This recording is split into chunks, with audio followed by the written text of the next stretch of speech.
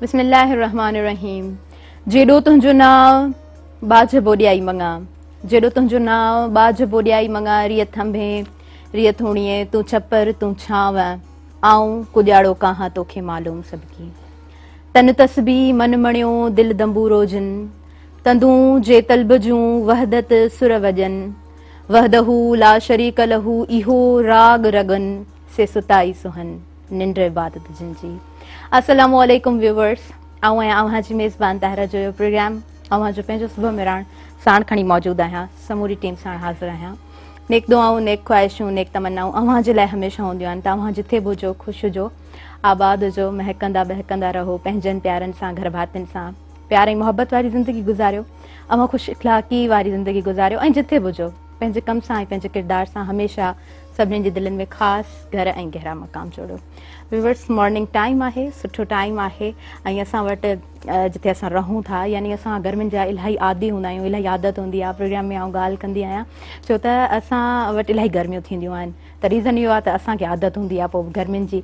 इलाही सफोकेशन हुई 2-3 ॾींहं ऐं हींअर वरी सफोकेशन जेको आहे सो ख़तमु थी वई आहे, हवाउनि जो सिलसिलो जारी थियो आहे। अॼु जेको झुड़ इलाही आउं आयसि पे त रस्ते ते मूं ॾिठो पे, यानी झुड़ाली मौसम आहे, सुठी मौसम आहे, ख़ूबसूरत मौसम आहे अॼु।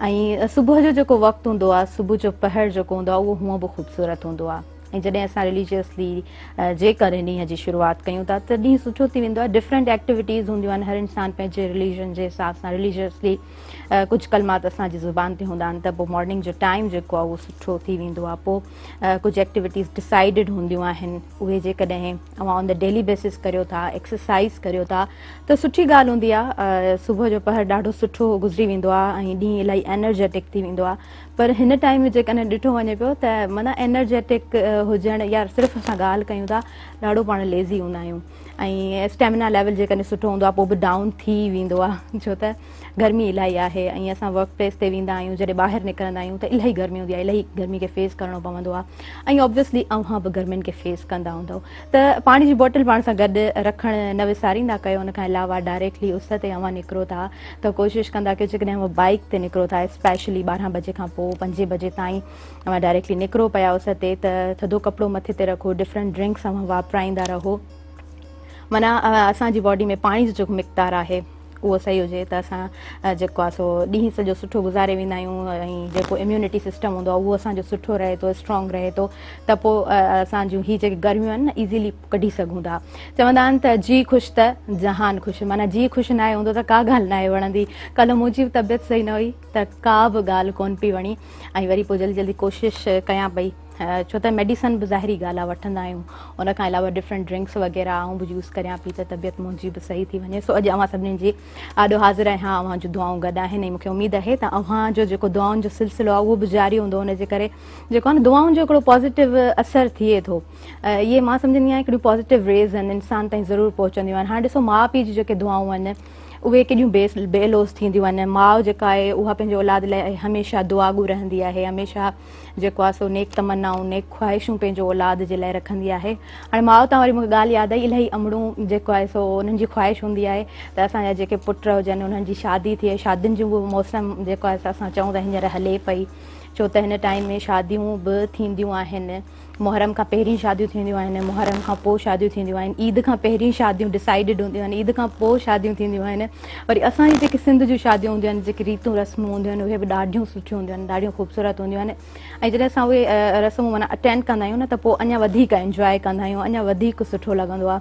वेल व्यूअर्स, मॉर्निंग टाइम आहे, इहे ॻाल्हियूं कंदे कंदे पंहिंजे प्रोग्राम जी तरफ़ कुझु क़दम अॻियां वधायां पई।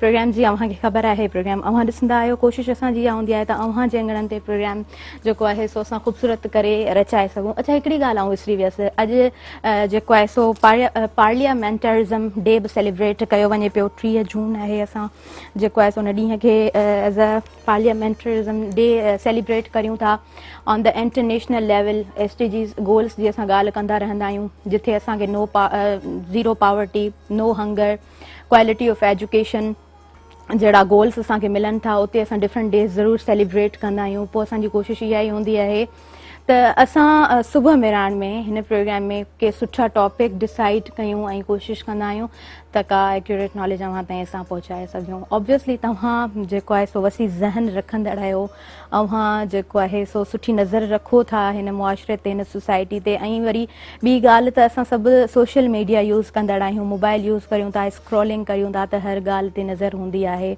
त डिफरेंट डेज़ सेलिब्रेट करणु खपनि, डिफरेंट टॉपिक्स ते ॻाल्हाइण बि खपे ऐं जेको आहे सो मीडिया जो हिन में सुठो रोल हुजण बि खपे। उन खां अलावा व्यूअर्स मोकलुनि जो वक़्तु आहे ऐं ॿारड़ा जेके स्कूल वेंदा आहिनि ऑन द डेली बेसिस, त वरी पोइ साहीअ जो वक़्तु माना मिलंदो आहे।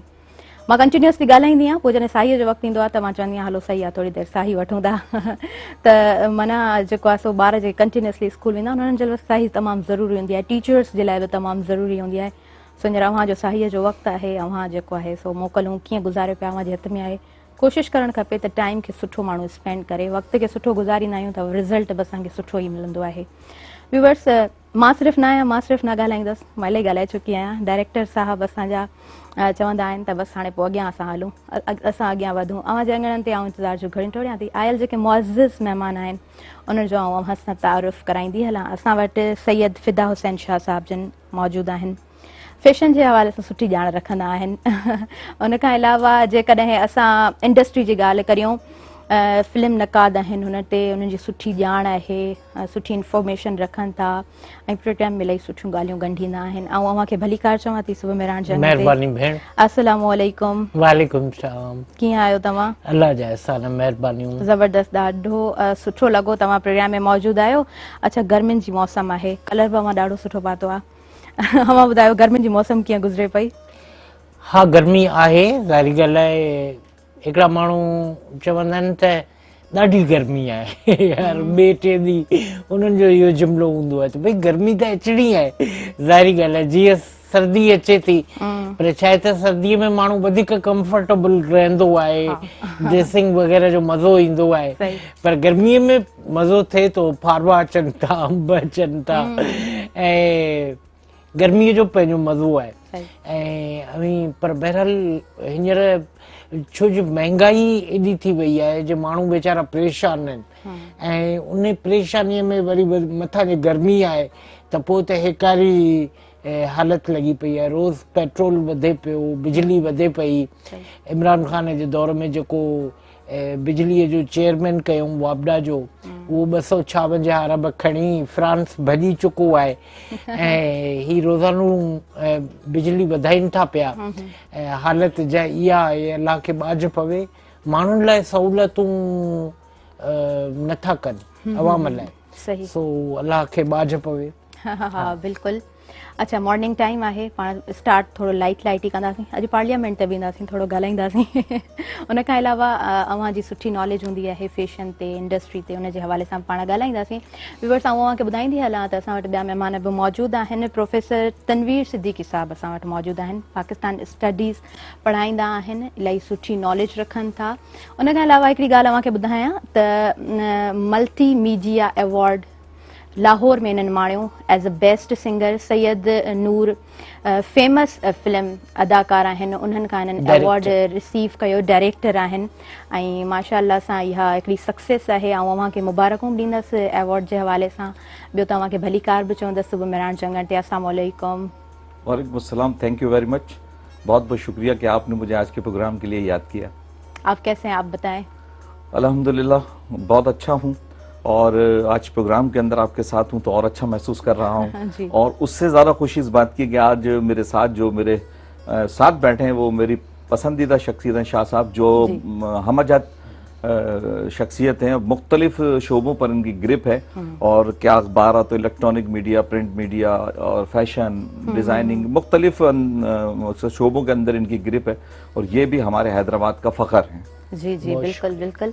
अच्छा, उसके अलावा अगर हम आपकी बात करें, मॉर्निंग टाइम कैसा होता है आपका, कैसे स्पेंड करते हैं? गर्मियों का मौसम है ना, देखिए आजकल तो क्योंकि हॉलीडेज चल रही है, समर वेकेशन है, तो आजकल सारा सिस्टम थोड़ा सा आउट है। लेकिन अगर कोई खास काम होता है तो उसके लिए फिर वो जल्दी उठना पड़ता है और फिर उसके बाद उस काम को मकसद आजकल इतना लोड नहीं है, बर्डन नहीं है। जो साल में हमारे जो बाकी 10 महीने होते हैं उसमें बहुत ज्यादा प्रेशर होता है काम का। ड्यूटी पे सुबह जाना होता है, फिर दोपहर, फिर आपके मालूम है आजकल गर्मी ज्यादा है, तो मैं तो बहुत ही कम घर से निकलने सोचता हूँ कि कम ही निकलूं। अब आजकल जैसे आप कह रही थे कि 2 दिन तो मौसम की बड़ी शिद्दत थी, अब जो है वो पिछले 2 दिन से थोड़ा सा नॉर्मल मौसम हुआ है, हवाएं चल रही हैं जो हमारे हैदराबाद की शनाख्त है। तो आमतौर पर बस ये कि जो बाकी 10 महीने वो वर्क में, काम में गुजरते हैं, ठीक है, वो एक रूटीन वर्क होते हैं, एक सेटिंग के साथ चलते हैं। और आजकल छुट्टियां हैं तो एग्जाम चल रहे हैं, तो कभी कभी अगर कॉलेज से फोन आ जाता है तो वहाँ कोई खास काम होता है तो वहाँ ड्यूटी पे चले जाते हैं, अदरवाइज रिलैक्स बिल्कुल आजकल की जिंदगी गुजर रही है। उहा ई ॻाल्हि त साही तमामु ज़रूरी हूंदी आहे। असां न त पोइ वरी ॾाढो जेको आहे न रिस्ट्रिक्टेड थी वेंदा आहियूं व्यूअर्स। अच्छा, जेकॾहिं आउं लाहौर के हवाले अव्हां खां पूछां, आप लाहौर गए, अवार्ड रिसीव किया, लाहौर को कैसे देखा, कैसा मौसम था? हाँ देखिए, लाहौर में भी बहुत गर्मी थी, ठीक है, और लाहौर बहुत चेंज हो चुका है। अगर हम देखें तो वहां पर जो भी लोग थे उन्होंने उसको ऑन किया है। हाँ, ऑन हम भी करते हैं इलाकों को, लेकिन उन्होंने ज्यादा ऑन किया उसको। दीगर कामों के साथ साथ वो फैल भी गया है, उसके अंदर बहुत ज्यादा कुशादगी आई है, फैसिलिटीज ज्यादा है, और खास तौर पर अभी जो वहां पर बस सर्विस और ऑरेंज ट्रेन जो चल रही है उसने लाहौर की बिल्कुल एक कहते हैं शक्ल को तब्दील कर दिया है। इसके साथ साथ वहाँ के जो रोड है और सफाई का इंतजाम मैंने देखा बेहतरीन है, ठीक है जी। बाकी रहा महंगाई का, वो तो चारों तरफ है, लेकिन लाहौर वाकई इसको पाकिस्तान का दिल कहा जाता है, तो वो बिल्कुल सही है कि वहां पर विजिटर्स भी आ रहे हैं, ठीक है। गर्मी तो बहुत थी, लेकिन उसके बावजूद मैं जब स्टेशन पे आ रहा था और जा रहा था तो मैंने उस स्टेशन पे बहुत रश देखा। बाकी वहाँ उसका स्टैंडर्ड अब चेंज होता जा रहा है। मुझे डिफेंस भी जाना हुआ और रायविंड भी जाना हुआ मेरा, इसके अलावा और जो नए जो रिहायशी इलाके वहां भी जाना हुआ, तो बेहतरीन। और मुझे लाहौर की जो सबसे चीज बड़ी अच्छी लगती है वो लगती है कि वहां सब्जा ग्रीनरी बहुत है, और कोई सड़क आपको, कोई मोहल्ला, कोई घर ऐसा नहीं है कि जिसके अंदर आपको दरख्त ना मिले। और फिर जब बारिश होती है तो वही सारा सब्जा, वो मंजर जो है बिल्कुल ऐसा लगता है कि जैसे आप फॉरेन कंट्री के अंदर बैठे हुए। सही बात है। तो हमें भी चाहिए कि हम दरख्त लगाएं, तो ये जो गर्मी है ये सही गाल है, बिल्कुल बिल्कुल बिल्कुल सही गाल कयो भाई, इलाही खूबसूरत तव्हां गाल कई है। ऐं व्यूअर्स, ऑनरशिप हुजण खपे, असां में शायद उहा ऑनरशिप कोन्हे का, असां कंट्रीब्यूट माना कंट्रीब्यूट करे को कम गॾु कंदा कोन आहियूं। ऐं असांखे शदीद ज़रूरत आहे त असां प्लांटेशन ड्राइव ते कमु कयूं, क्लीन ऐं ग्रीन पाकिस्तान जो असां एॾो स्लोगन ॿुधंदा आहियूं, त असां उन ते पहुची सघूं, उन ते असां रसाई करे सघूं। ऐं असां वटि सुठी प्लांटेशन ड्राइव जेकॾहिं हली वञे त कुझु टाइम में असां बि इन गोल ताईं पहुची वेंदासीं ज़रूर, ऐं गर्मी जी जेका शिद्दत है ना उहा घटिजी वेंदी। अच्छा, आपका इंडस्ट्री के हवाले से कैसा एक्सपोजर रहा?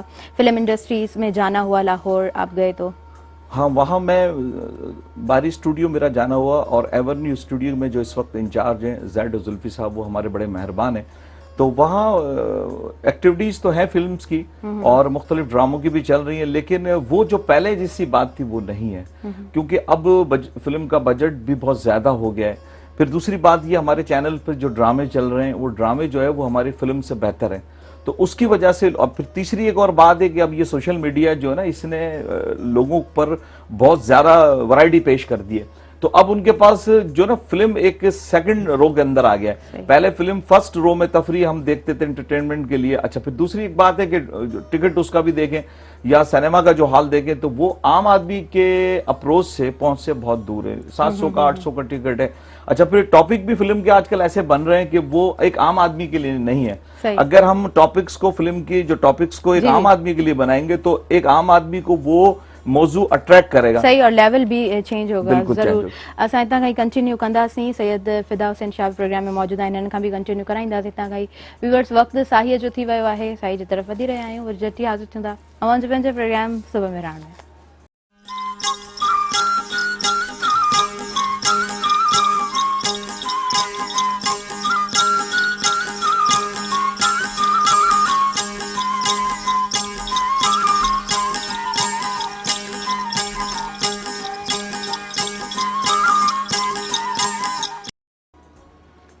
सुताओ थी जाग, निंड न कजे एतरी, सुल्तानी सुहाग निंडन कंदे न मिले। वेलकम बैक नाज़रीन, सभिनी ॾिसंदड़नि खे ॿीहर भली कार चवां थी, अवां पंहिंजे सुबह मेहरान ते अवां खे ख़बर आहे on the television programme live हलंदो आहे, उन खां अलावा फेसबुक ते बि प्रोग्राम हली रहियो हूंदो आहे। प्रोग्राम इन द रिपीटेशन बि अवां ॾिसी सघो था। यूट्यूब ते चैनल मौजूदु आहे, मेहरान टीवी ऑफिशियल जे नाले सां चैनल आहे, तव्हां सर्च करे सघो था, ॾिसी सघो था। Programmes in the repetition upload कया वेंदा आहिनि। उन खां अलावा प्रोग्राम जी सुठी ॻाल्हि इहा हूंदी आहे त प्रोग्राम जो हिसो अव्हां ॾिसंदड़ बि बणिजी सघंदा आहियो। त स्क्रीन ते ॾिनल नंबर हली रहियो हूंदो, हिकु दफ़ो अनाउंस कंदी हलां थी अवां सभिनीनि जे लाइ 02221028555 तव्हां इहो डायल करे सघो था, प्रोग्राम में शामिल थी सघो था। उन खां अलावा तव्हांजा जेके व्यूज़ आहिनि असांजे लाइ अहमियत रखंदा आहिनि। तव्हां के ॻाल्हियूं ॻंढे सघो था, किथे वेठा आहियो, अव्हांजो कहिड़ो ॻोठु आहे, किथां खां प्रोग्राम ॾिसो पिया, ऐं उन खां अलावा तव्हां पाण छा कंदा आहियो, हींअर मोकिलुनि जो टाइम आहे, अव्हां कीअं गुज़ारियो पिया, स्पेशली सुबुह जो जेको वक़्तु आहे उहो तव्हां कीअं गुज़ारींदा आहियो, त तव्हां पंहिंजूं ॻाल्हियूं प्रोग्राम में ज़रूरु ॻंढे सघो था। उन खां अलावा व्यूवर्स आऊं अव्हांखे ॿुधाईंदी हलां, असां वटि जेके आयल मौज़िज़ महिमान आहिनि सैयद फिदा हुसैन शाह साहिब जिन मौजूदु आहिनि, सुठी इंफॉर्मेशन रखनि था, फिल्म निकात ते सुठो ॻाल्हाईंदा आहिनि। फैशन जे हवाले सां मां अव्हांखे ॿुधाए चुकमि त सुठो ॻाल्हाईंदा आहिनि, सुठी नज़र रखंदा आहिनि, सुठी इंफॉर्मेशन उन्हनि वटि आहे। ऐं असां वटि प्रोफेसर तनवीर सिद्दीकी साहिब जिन बि मौजूदु आहिनि। तनवीर सिद्दीकी साहिब जिन जो बि सुठो एक्सपीरियंस आहे, एजुकेशनिस्ट उन्हनि खे चई सघां थी, हिकिड़ा सुठा बहितरीनु सिंगर बि आहिनि, त इहा बि उन्हनि जी हिकिड़ी क्वालिटी आहे। ऐं असां जेकॾहिं ॻाल्हि कयूं उन्हनि जी कंपेयरिंग जी, त मुंहिंजा सीनियर कंपेयर आहिनि, सो असांखे घणो कुझु हुननि खां बि सिखण जे लाइ मिले थो। ऐं आउं इंटरव्यू कंडक्ट करियां पई सर्जन खां, ऐं ॿई मुंहिंजा जेको आहे सो इलाही सीनियर आहिनि, त मुंहिंजे लाइ बि हिकिड़ी सुठी ॻाल्हि आहे, फ़ख्र जी ॻाल्हि आहे, मूंखे ख़ुशी बि थिए पई। त ॻाल्हि मतिलबु चवण जो मक़सदु त जेको आहे इंसानु टैलेंटेड हर इंसानु हूंदो आहे, पर फ़क़ति ॻाल्हि हूंदी आहे त तव्हां पंहिंजे टैलेंट खे सुञाणो, तव्हां पंहिंजो पाण खे ॾिसो, तव्हांजा कहिड़ा स्किल्स आहिनि, पोइ तव्हां उन्हनि ते कमु करियो त तव्हां पंहिंजा स्किल्स वधीक सुठा करे सघो था। अच्छा व्यूअर, सैयद फिदा हुसैन शाह खां इहो पुछंदसि त हींअर जेका असां वटि मौसम हले पई, उन हवाले सां असां जेकॾहिं ॻाल्हि कयूं मीडिया जी ॻाल्हि कयूं, असां जेकॾहिं कंहिं डिसेंट वर्क जी ॻाल्हि कयूं, वर्क प्लेस जी ॻाल्हि कयूं, टीचर्स जी ॻाल्हि कयूं, तव्हां छा था सम्झो त माना हिन टाइम में असांखे छा सिलेक्शन रखणु खपे ड्रेसिंग जे हवाले सां? ॾिसो, थोरो जीअं मौसम जी इंतिहा पसंदि हुई आहे, ठीकु आहे, गर्मी जी आहे, त गर्मीअ में अव्हांखे थधा मिठा ब्राइट कलर्स खे प्रिफेयर करणु घुरिजे। ज़ाहिरी ॻाल्हि आहे, तव्हां चओ त शादियूं आहिनि ॾाढियूं, ऐं ईद उल अज़हा जे ईद खां पोइ वरी शादियूं रुकिजी वेंदियूं आहिनि मुहर्रम जे करे ई, ऐं माण्हू पसंदि कोन कंदा आहिनि त मुहर्रम खां अॻु बि शादियूं कजनि। तंहिंजे करे हीअ वरी 2-3 ॾींहं कुझु अहिड़ा हूंदा आहिनि जो जल्दी जल्दी करे वठो शादियूं, चौतरफ़ शादियूं, त मौसम जे लिहाज़ खां बि ज़ाहिरी ॻाल्हि आहे परफेक्ट हिकिड़ो सीज़न थिए थो शादियुनि जे लाइ। पर उहे ब्राइट कलर इस्तेमालु करियो, लाइट कलर बि हुजनि पर ब्राइट हुजनि। हिकिड़ा वरी हूंदा आहिनि डल कलर, ऐं ही लहंगो पाए फंक्शन में वञो था त उन जी उहा धूम कान मचंदी। पर हम ना गुल है ना नखत है, हम ना नखत है ना गुल है के महकते जावे, आग की तरह जिधर जावे दहकते जावे। सो हसी शोबिस जा माण्हू मुंहिंजे ख़्याल में आऊं वरी इन तर्ज़ लाइफ खे पसंदि कंदो आहियां त औरतूं हुजनि मर्द हुजनि, उन्हनि जी पंहिंजी या ॿारड़ा हुजनि, उन्हनि जी पंहिंजी ड्रेसिंग, पर जेकॾहिं ब्राइट कलर्स था थियनि त उहो अव्हांजी पर्सनैलिटीअ ते, अव्हांजे सराउंडिंग्स ते ॾाढा सुठा पॉज़िटिव असर था पवनि। ऐं अहिड़ी गर्मीअ में अवी हाइपर न थियो, अवी कावड़जो न, अवी रिलैक्स हुजो, अव्हांजी पर्सनैलिटी, अव्हांजी सॼी केमिस्ट्री जेका सा पॉज़िटिव हुजे, ऐं हर वक़्तु तव्हांजे मुंहं ते मुर्क हुजे, उन सां गॾोगॾु जे ब्राइट कलर था थियनि त उन्हनि जो पंहिंजो इम्पैक्ट थिए थो। सही सही, ज़बरदस्त, ॾाढी सुठी ख़ूबसूरत तव्हां ॻाल्हि कई आहे। पर असां वटि भला छा कयूं, एतिरियूं गर्मियूं, तव्हां ॻाल्हि कई त असां चवंदा आहियूं गर्मियूं घणियूं थियनि थियूं, गर्मी घणी आहे त भला मौसम त मटिजंदो। असां वरी जंहिं माना हिसे में रहूं था क्लाइमेट इफेक्टेड एरियाज़ आहिनि, त असां वटि गर्मी घणी थिए थी, फेस कयूं था, पोइ वरी मिज़ाज बि मटिजंदा आहिनि, पर कंट्रोल कजे, माना पंहिंजे हथ में ई आहे त तव्हां पंहिंजे मिज़ाज खे बि कंट्रोल कयो। ॾिसो, सभिनि खां पहिरीं त गर्मीअ में, अहिड़ी गर्मीअ में अवी सॼो ॾींहुं पाणी पीअंदा रहो, पाणीअ जहिड़ी का खुराक ई कान्हे।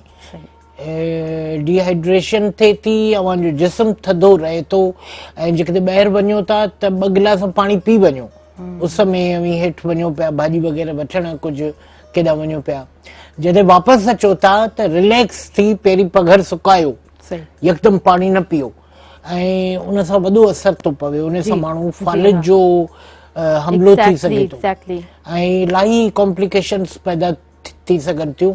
पर बहरहाल जे हिकिड़े शऊर सां ऐं इदराक जी गिटीअ में घिड़ी करे पंहिंजी ज़िंदगीअ जो वहिंवार जारी रखिजे त ज़िंदगीअ खे टैकल करे सघूं था असीं गर्मीअ सां। गर्मीअ जे मौसम में बि ओतिरे E U can rock, U can chill ऐं पंहिंजे मौजूदगीअ जो अहसासु ज़रूरु ॾियारियो। जिते माण्हू तनवीर सिद्दीकी जहिड़ा प्रोफेसर माण्हू वेठा हुजनि जिन खे मौसीक़ीअ जी हेॾी ॼाण आहे, आऊं अव्हांखे ॿुधायां त मूं पाण में त ॾिठी आहे पर तनवीर सिद्दीकीअ में बि अगरि ॾिठी आहे त हू जिते रफ़ी अहमद रुश्ती जे गीत खे ॾाढे महिरबान अंदाज़ सां ॻाईंदो आहे या मेहदी हसन जे गाननि खे त इन स्टाइल में पंहिंजी मौजूदगीअ जो अहसासु ॾियारिजे। सही। हा, तव्हांजी जेको बि कमु करियो था तनवीर भाउ असांजो तमामु प्यारो भाउ आहे। पाण गायकीअ जा उहे मेंढूं ऐं मुर्कूं पंहिंजे गीतनि में शामिल कंदा आहिनि जो उन गीत जी ख़ूबसूरतीअ जो अहसासु थींदो आहे ऐं हुननि सां गॾु हिननि जी मौजूदगीअ जो अहसासु थिए थो। So that is your credibility, that how you carry yourself in front of the people. सही, ज़बरदस्त, ॾाढो ख़ूबसूरती सां तव्हां ॿुधायो। ॿियो जेकॾहिं असां ॻाल्हि कयूं त सभिनी खां ॾुखी ॻाल्हि इहा हूंदी आहे त इंसानु पंहिंजो पाण खे ख़ुशि कीअं रखे, हमेशह ख़ुशि कीअं रखे, हर घड़ी इंसानु पंहिंजो पाण खे ख़ुशि कीअं रखे।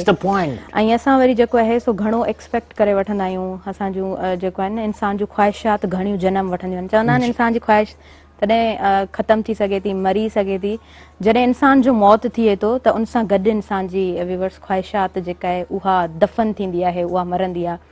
पर असां वटि जेके बि घटि रिसोर्सिस आहिनि, घटि शयूं आहिनि, असां उन में कीअं सर्वाइव करियूं था, उन में पंहिंजो पाण खे कीअं ख़ुशि करियूं था। पर हिकिड़ी ॻाल्हि आहे त महिनत असांजे हथ में आहे, असां जेतिरी महिनत कयूं था पोइ असां जेतिरो पंहिंजो गोल सेट कयूं था, जेको चाहियूं था उहो ज़रूरु असांखे मिले थो। पर चवण जो मक़सदु त ख़ुशि रहणु खपे ऐं घटि जेके रिसोर्सिस आहिनि उन में ई ख़ुशि रहणु खपे। व्यूअर्स लाइव कॉलर आहिनि, उन्हनि सां ॻाल्हाईंदासीं। हेलो, अस्सलाम वालेकुम। वालेकुम सलाम जी, अव्हां पंहिंजो तारुफ़ करायो। पहिरीं त अव्हांखे भली कार बि चवंदसि सुबुह मेहरान जंगण ते। पंहिंजो तारुफ़ कराईंदा, किथां ॻाल्हायो पिया, कहिड़े शहर मां? किंजा थी ॻाल्हायां, कंबर खां। किंजा, कीअं आहियो? ठीकु आहियो? अपी मां बिल्कुलु ठीकु आहियां, तव्हां ॿुधायो कीअं आहियो? अव्हांजे आॾो आहियां, अव्हांजी स्क्रीन ते अव्हांखे नज़र अची रही हूंदसि। मां बिल्कुलु ठीकु आहियां। किंजा, अव्हांजी दुआऊं आहिनि। कल्ह मुंहिंजी तबियत सेट न हुई पर अॼु बिल्कुलु ठीकु आहियां। अव्हां ॿुधायो, कंबर मां ॻाल्हायो पिया, कीअं आहे कंबर जो मौसम? अपी एॾा प्यारा था लॻो, एॾो सुठो प्रोग्राम हली रहियो आहे, असां रेगुलर सुबुह जी मेहमान ॾिसंदा आहियूं। Thank you so much Kinza. अव्हांजो आवाज़ बि ॾाढो ख़ूबसूरत आहे ऐं मूंखे लॻे थो तव्हांजा ख़्यालात बि ॾाढा ख़ूबसूरत आहिनि। तव्हां ॿुधायो, प्रोग्राम खे पसंदि कयो था, कीअं ॾिसो था प्रोग्राम खे, छा चवंदव? एॾो लाइक कंदा आहियूं प्रोग्राम खे, रेगुलर सां ॾिसंदा आहियूं सुबुह जी मेहमान, एॾो फेवरेट प्रोग्राम आहे। ज़बरदस्त किंजा। अव्हां ॿुधायो, अॼु जेको आहे सो असांखे तव्हां इहो ॿुधायो, तव्हांजी फर्स्ट कॉल आहे मुंहिंजे ख़्याल सां असांजे प्रोग्राम में। तव्हां पाण छा कंदियूं आहियो अदी? अपी मां स्टडी कंदी आहियां। स्टडी कंदा आहियो, अच्छा ज़बरदस्त। छा पढ़ंदा आहियो? 9th क्लास में आहियां। ओहो, ज़बरदस्त, ॾाढो सुठो, मूंखे लॻो ॿुधी करे। अच्छा, तव्हां छा ॿुधाईंदव? सॉन्ग ॿुधाईंदव तव्हां? आई थिंक गानो ॿुधाए? जी जी, ॿुधायो ॿुधायो। अली दी अमान होवे पंज तंदी छां होवे, अली दी अमान होवे पंज तंदी छां होवे ओ मेरे जान। थैंक यू सो मच प्यारी किंजा, कॉल असां ॾे कई ऐं किंजा असांखे सॉन्ग बि ॿुधायो, अली दी अमान होवे पंज तंजी छांव होवे। सो असां चवंदासीं त आमीन, अली दी अमान होवे पंज तंजी छांव होवे। अच्छा, असां जेको आहे सो प्रोग्राम में अॻियां वधूं था, हिकिड़ो क़दम अॻियां वधाईंदे ऐं प्रोफेसर तनवीर सिद्दीकी साहिब जिन खां पुछंदसि त असां जेकॾहिं ॻाल्हि कयूं था घटि रिसोर्सिस जी, असां ॻाल्हि कयूं था हैप्पीनेस जी, त तव्हां ॿुधायो, आप बताएं हमारे व्यूवर्स को कि हम कम रिसोर्सिस में कैसे खुद को सेट कर सकते हैं, कैसे खुश रह सकते हैं? हाँ, अभी आप कैसे खुश रहा जाए, तो मैंने कहीं पढ़ा था कि अगर आप खुश रहना चाहते हैं तो अपनी ख्वाहिशात को कम कर लें। तो जितनी आपकी ख्वाहिशात कम होंगी तो उतने ज़्यादा आप खुश होंगे। एक और एक जगह मैंने पढ़ा था कि अगर आप खुश रहना चाहते हैं तो दूसरों को खुश रखें। अच्छा, पर मैं समझती हूँ कि आप जब खुश होंगे तब दूसरों को खुश कर सकेंगे ना? असल बात ये कि आप जब तक सामने वाले को खुश नहीं रखेंगे, उसके मिजाज के हिसाब से, उसके लेवल के हिसाब से बात नहीं करेंगे, तो वो आपको कैसे जवाब, आप कहेंगे ना अस्सलाम वालेकुम, तो जब भी वो कहेगा ना वालेकुम अस्सलाम, तो असल बात ये कि आप सामने वाले को खुश रखें। तो फिर बड़े कहते थे कि आप दूसरों को रास्ता दो तो आपके लिए रास्ता बन जाएगा। तो अब बात ये कि एक और बात अभी आपने बताई थी कि इंसान के अंदर जो उसकी एबिलिटी होती है वो कैसे होती है। तो अरस्तू ने कहा था कि दुनिया का कामयाब तरीन आदमी वो है जो अपने बारे में जानता है। ठीक है, ये सारी बातें आपस के अंदर कनेक्ट करती हैं।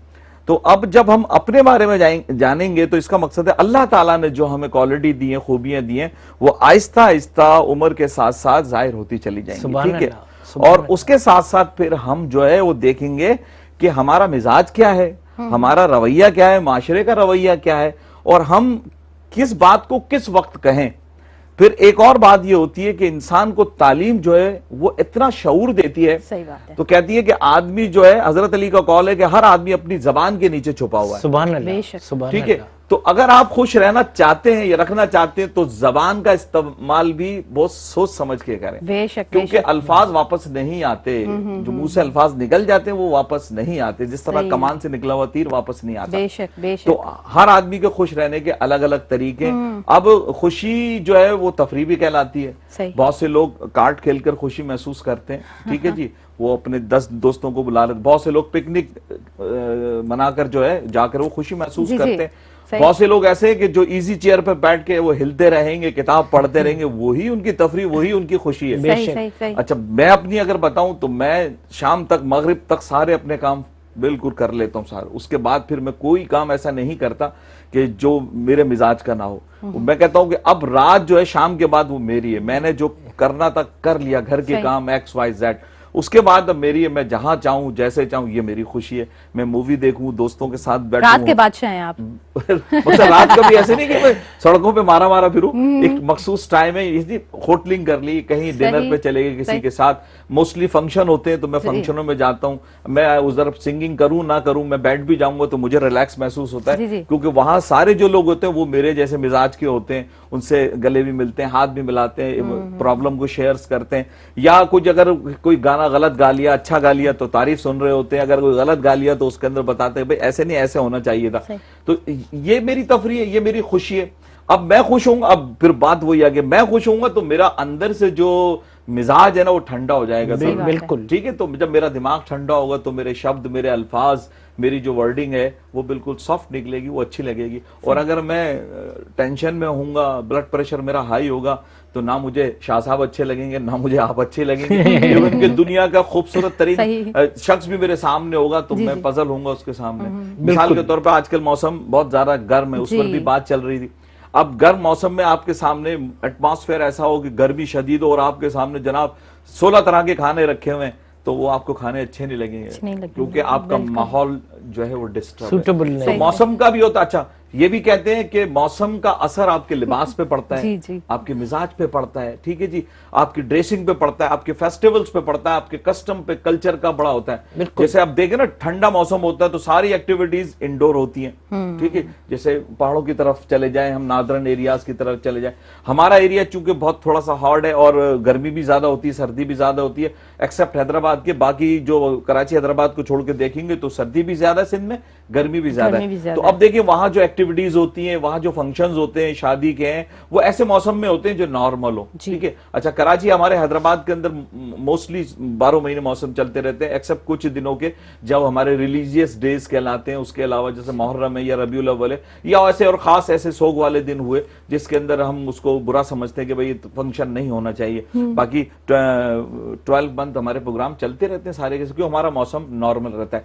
तो अब वो फिर बात वही आती है कि सर्दी जो होती है ना, वो मुझे भी पर्सनली पसंद है, क्योंकि जैसे शाह साहब ने कहा आप उसमें पहन सकते हैं, आप उसके अंदर ड्रेसिंग कर सकते हैं, आप उसमें खा सकते हैं, जा सकते हैं, पानी का इस्तेमाल, हर चीज का मजा, हर चीज का मजा। और अब ये जो शाह साहब कह रहे हैं ना कि मैं भी इस बात को सेकंड करूंगा, तायद करूंगा कि ये मौसम जो है इसके अंदर पानी खुद एक बहुत बड़ी डाइट है। बिल्कुल, तो आप अपने जिस्म में पानी का जो लेवल कम ना होने दें, और जूसेस इस्तेमाल करें, या और जो ऐसे मशरूबात हैं जो आपको अच्छे लगे, मगर शुगर वाले नहीं, शाह साहब की तरह शुगर वगैरह किसी को है या और भी ऐसे लोग हैं तो वो अपने हिसाब से। बिल्कुल बिल्कुल डिहाइड्रेशन न थिए, माना असां कोशिश करियूं त पाणी जो जेको मिक़दार आहे न उहो जिस्म में सही हुजे त पोइ असांजो ॾींहुं सुठो गुज़री वेंदो, असांजो इवन इम्यून सिस्टम बि सुठो हूंदो, ऐं हूअं बि असां जेको आहे सो हलूं पिया त इम्यून सिस्टम ते पिया हलूं, उहो जेकॾहिं ख़राबु थी वञे त पोइ ॾाढो मसइलो थी वेंदो। व्यूअर्स, पाण प्रोग्राम में वरी हलूं था साहीअ जी तरफ़, वरी मोटी ईंदासीं, पोइ असां मूवीज़ ते ॻाल्हाईंदासीं ऐं असां कोशिशि कंदासीं त अॼु थोरो जेकॾहिं तनक़ीदी निगाह जे हवाले सां ॾिठो वञे, इम्प्रूवमेंट जे हवाले सां ॾिठो वञे त उन ते बि ॻाल्हियूं प्रोग्राम में ॻंढींदासीं। वरी झटी मोटूं था अवां जे पंहिंजे प्रोग्राम सुबुह में राण में।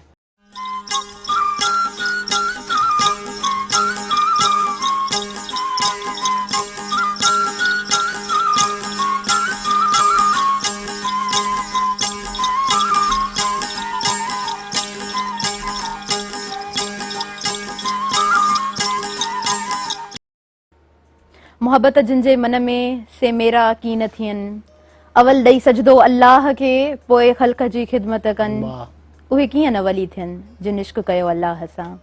भलीकार चवां थी अवां सभिनी ॾिसंदड़नि खे, व्यूअर्स, अवां जे पंहिंजे प्रोग्राम सुबुह मेहरान में, ऐं असां ॻाल्हियुनि जो जेको सिलसिलो आहे उहो रोकियो कोन्हे को, माना ऑफ कैमरा बि ॻाल्हायूं पिया, ऑन कैमरा अवां जे साम्हूं आहियूं त पोइ हीउ जेको टाइम हूंदो आहे सुबुह मेहरान जो फिक्स्ड 2 कलाकनि जो जेको टाइम हूंदो आहे जिन में असां लाइव वेंदा आहियूं, त इहो टाइम ॾाढो सुठो ख़ूबसूरत गुज़रंदो आहे। पर कोशिशि इहा हूंदी आहे त असांजी जेका टीम आहे, असांजा जेके आयल मौजूद महिमान आहिनि, उन्हनि सां सिर्फ़ु वक़्तु सुठो न गुज़रे, पर जेके ॻाल्हियूं कयूं था उहे काराइतियूं अव्हां जे लाइ बि हुजनि। पोइ जेके आयल मौजूद महिमान हूंदा आहिनि पंहिंजे अकुल फ़हम इल्म इदराक मुताबिक़ माशाअल्लाह सां इलाही सुठियूं ख़ूबसूरत ॻाल्हियूं कंदा आहिनि, ऐं उन्हनि जी हिकिड़ी सुठी नॉलेज हूंदी आहे, एक्यूरेट नॉलेज रखंदा आहिनि, सुठी ॼाण रखंदा आहिनि हुन सोसाइटी ते, त पोइ ॻाल्हियूं अव्हां ताईं असां जेको आहे सो एक्यूरेट पहुचाईंदा आहियूं। त इहा जेका नंढी असांजी कोशिशि आहे, हिन में इहा कोशिशि हूंदी आहे त असां कामयाबु थी सघूं। व्यूअर्स, प्रोग्राम जी तरफ़ अॻियां वधां थी, सैयद फिदा हुसैन शाह साहिब जिन प्रोग्राम में मौजूदु आहिनि। अच्छा, ऐं अव्हां खां इहो पुछंदसि त मूवीज़ जी जेकॾहिं पाण ॻाल्हि कयूं, फिल्म इंडस्ट्री जी जेकॾहिं पाण ॻाल्हि कयूं त पहिरीं जे टाइम में हिन टाइम में केतिरो फ़र्क़ु ॾिसो था? ॾिसो, पहिरीं शॉर्टकट्स कोन हूंदा हुआ। तनवीर भाउ मूंसां एग्री कंदो हिन ॻाल्हि ते त हिकिड़े गाने जी रिहर्सल 4 ॾींहं हलंदी हुई, फिल्म जो गानो हुजे या रेडियो जो गानो हुजे, ठीकु आहे, ऐं हिकिड़े शाट लाइ सॼो ॾींहुं गुज़री वेंदो त पोइ फिल्मूं बेड़ियूं ठहंदियूं हुयूं, ठीकु आहे। पर हाणे उहा ॻाल्हि कान्हे, हाणे माण्हू सोचनि था त टाइम थोरो आहे, अदाकारनि वटि टाइम थोरो आहे, ऐं इन हवाले सां त इहे कुझु प्रोफेशनलिज़म जी रिक्वायरमेंट बि आहे त हींअर माण्हू कोई कमु करणु चाहिनि था, त उहा महिनत नथी ॾिसिजे। बाक़ी हाणे ईअं कोन्हे त उन ज़माने में लीजेंड्स हुआ, हींअर लीजेंड्स कोन्हनि, इहा त गॉड गिफ्टेड शइ आहे। मसलन इहो अव्हां जे हथ में आहे त अव्हीं पंहिंजे एबिलिटीअ खे कंहिं बि मक़बे फ़िक्र जे माण्हूअ सां कीअं मैच करियो था, उते कीअं फिट करियो था, उते पाण खे पंहिंजे पाण खे कीअं यूटिलाइज़ करियो था, that would be your credibility.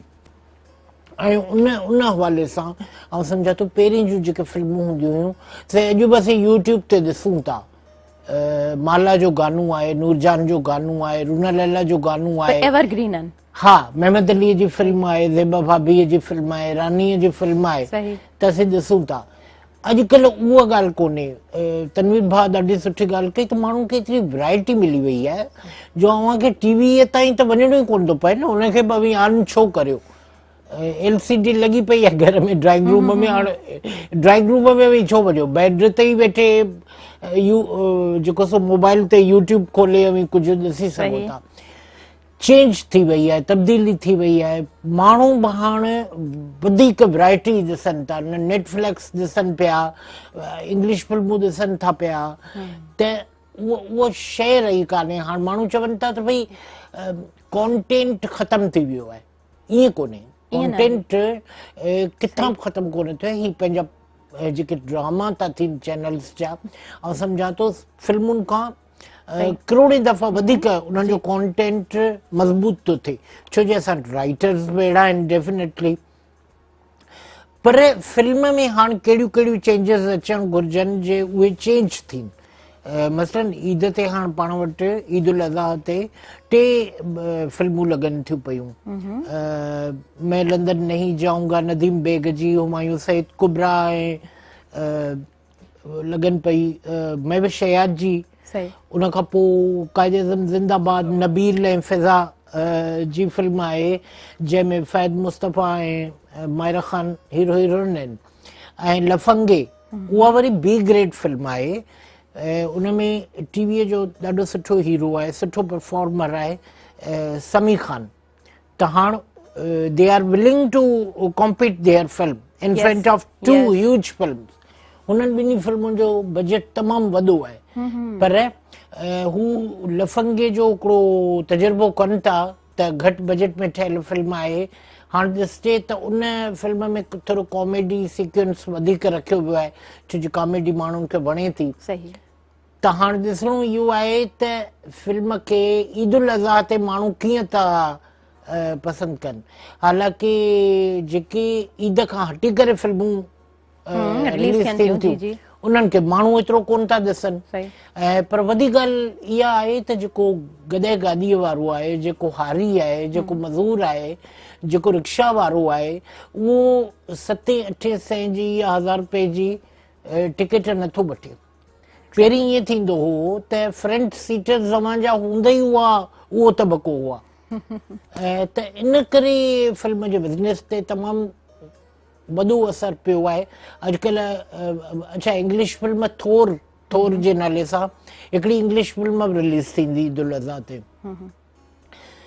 त जेकॾहिं रिवाइवल करणो आहे, हाणे मूंखे तनवीर भाउ ॿुधायो त बाजरे दी राखी जेका पंजाबी फिल्म ठही हुई, त तनवीर भाउ ॿुधायो त पाण लाहौर विया हो त सैयद नूर सां मुलाक़ात थी, त उन हिकिड़ी फिल्म ते पंजाबी फिल्म ते 6 करोड़ नुक़सान पियो आहे उन्हनि खे।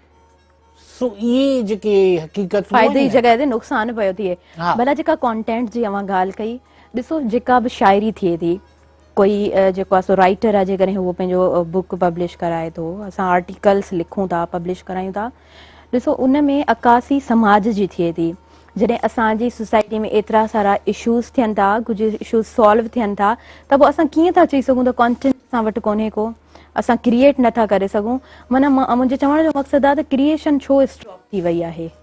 उहो इन करे ॾिसो न, they are not willing to make experience in films regarding content. ठीकु आहे, पर्दे में रहने दो पुठी ईद ते आई हुई हानिया जी, त उन में हिकिड़ो बोल्ड स्टेप खयो वियो हो जेको पाकिस्तान जे माण्हुनि जे लाइ बिल्कुलु हिकिड़ो बोल्ड शइ हुई, बोल्ड हुई, पर अवी उन ते ज़रूरु ॻाल्हाइणो ज़रूरी आहे न उन्हनि अहिड़ियुनि शयुनि ते। उन खां सवाइ त पंहिंजो कंहिं बि शइ खे अवी जॾहिं लॉन्च करियो था, कंहिं बि शइ खे, त उहा पहिरीं नई हूंदी आहे, पोइ मुरविज थींदी आहे सोसाइटीअ में। सो हाणे तजुर्बा त थियनि पिया, पर वरी तनवीर भाउ वारी ॻाल्हि एतिरी वैरायटी थी वई आहे। अवी नेटफ्लिक्स ते ॾिसो, अवी यूट्यूब ते वेठा ॾिसो, अवां कहिड़ो लाचार पियो वञी सिनेमा ते 1000 रुपयो ख़र्चो। पर जेकॾहिं घबराना नहीं थिए थी, सबा कमर जी फिल्म थिए थी, त माण्हू शौक़ सां ॾिसनि था। ऐं जेकॾहिं ज़ाहिर ॻाल्हि आहे लंदन नहीं जाऊंगा ऐं कायदे आज़म ज़िंदाबाद जा मूंखे रिपोर्ट्स पिया मिलनि त उन्हनि जी बुकिंग ई माशाल्लाह ॾाढी ज़बरदस्त थी वई आहे। Definitely they will be super hit. ज़बरदस्त, सही। त हाणे ॾिसिजे, बहरहाल ईद अचे, ख़बर पवे त वरी बि फिल्मुनि जो रुझान कीअं थो थिए। पर मूं हुननि खे ऐं ॿिया जेके क्रिटिक्स आहिनि, फिल्म क्रिटिक्स से इन्हनि खे चवंदा आहिनि त बाबा 2 महीननि में हिकिड़ी फिल्म रिलीज़ करियो या 2 फिल्मूं रिलीज़ करियो, उन्हनि जी अर्निंग ॾिसो, उन खां पोइ वरी 2 फिल्मूं ॿियूं मैदान में लाहियो। पर माण्हू डिस्ट्रीब्यूटर्स ऐं जेके प्रोड्यूसर्स आहिनि से दे आर वेरी क्यूरियस त ईद ते फिल्म थिए। हाणे इहो भूत ख़तमु थियणु घुरिजे। गुज़िरियल ईद ते हिननि खे धकु लॻो आहे इलाही उर्दू फिल्मुनि खे।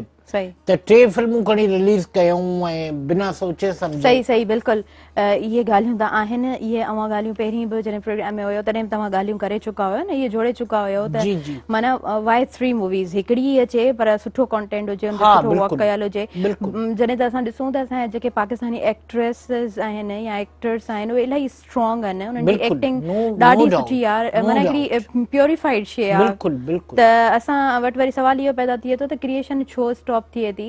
ऐं ॿी ॻाल्हि त हिकिड़ी साइड तव्हां ॻाल्हायो पिया, तव्हां ॻाल्हि कई त असां वटि जॾहिं त ड्रामाज़ सुठा नशर थियनि पिया बिल्कुलु, त पोइ मूवीज़ छो न। त इहो फिल्म ई खां वधीक सुठा आहिनि ड्रामा। जी, त इहो ई सवाल जेको आहे सो आउं ट्रांसफर कंदमि तनवीर सिद्दीकी साहिब जिन ॾे। जॾहिं असां ॻाल्हि कयूं त असां वटि ड्रामाज़ सुठा ठहनि पिया, ड्रामा सुठा हलनि पिया, त पोइ मूवीज़ ते कमु छो न पियो थिए, क्यों नहीं हो रहा काम मूवीज़ पे? बात दरअसल ये है कि मैंने कहीं सुना था और उस्ताद भी ये कहते थे कि गाना अलग चीज है, गाना सुनाना अलग चीज है। वाह वाह अच्छा, वाह। ठीक है जी। हाँ बिल्कुल। गाना आप गाते हैं अपने लिए और गाना सुनाते हैं दूसरों को, ठीक है। फिर एक और जगह मैंने पढ़ा था कि देखना अलग है और दिखाना अलग है, ठीक है। अब हम इसको मूवी की तरफ लेके आ जाते हैं। देखिए, ऐसा नहीं कि हमारे पास लिखने वाले नहीं हैं, सिंगर नहीं है, सब कुछ है, हमारे पास मौजूआत भी हैं, लेकिन हमारे पास जो है ना उन इश्यूज को फोकस नहीं किया जा रहा जो एक आम आदमी का इशू है। अच्छा, हमारे ड्रामे देखेंगे ना, ड्रामे को क्योंकि लोग आराम से घर में देख लेते हैं, उस पर बजट भी कम सर्व होता है, ठीक है जी, और पब्लिसिटी भी मिल जाती है उसको, तो देखें एक हेवी पेमेंट जो है ना वो ड्रामा टीवी के आर्टिस्टों को हो रही है, ठीक है जी। अच्छा, फिल्म इस वक्त टोटल इस नुकसान का सौदा है इस वक्त, ठीक है। वो सौदा क्यों है इस वक्त कि आप अभी जितनी भी फिल्म आई उसमें शायद 1 या 2 का मौजू ऐसा था जो अवामी मौजू था, जो आपका इशू है, जो मेरा इशू है, ठीक है जी।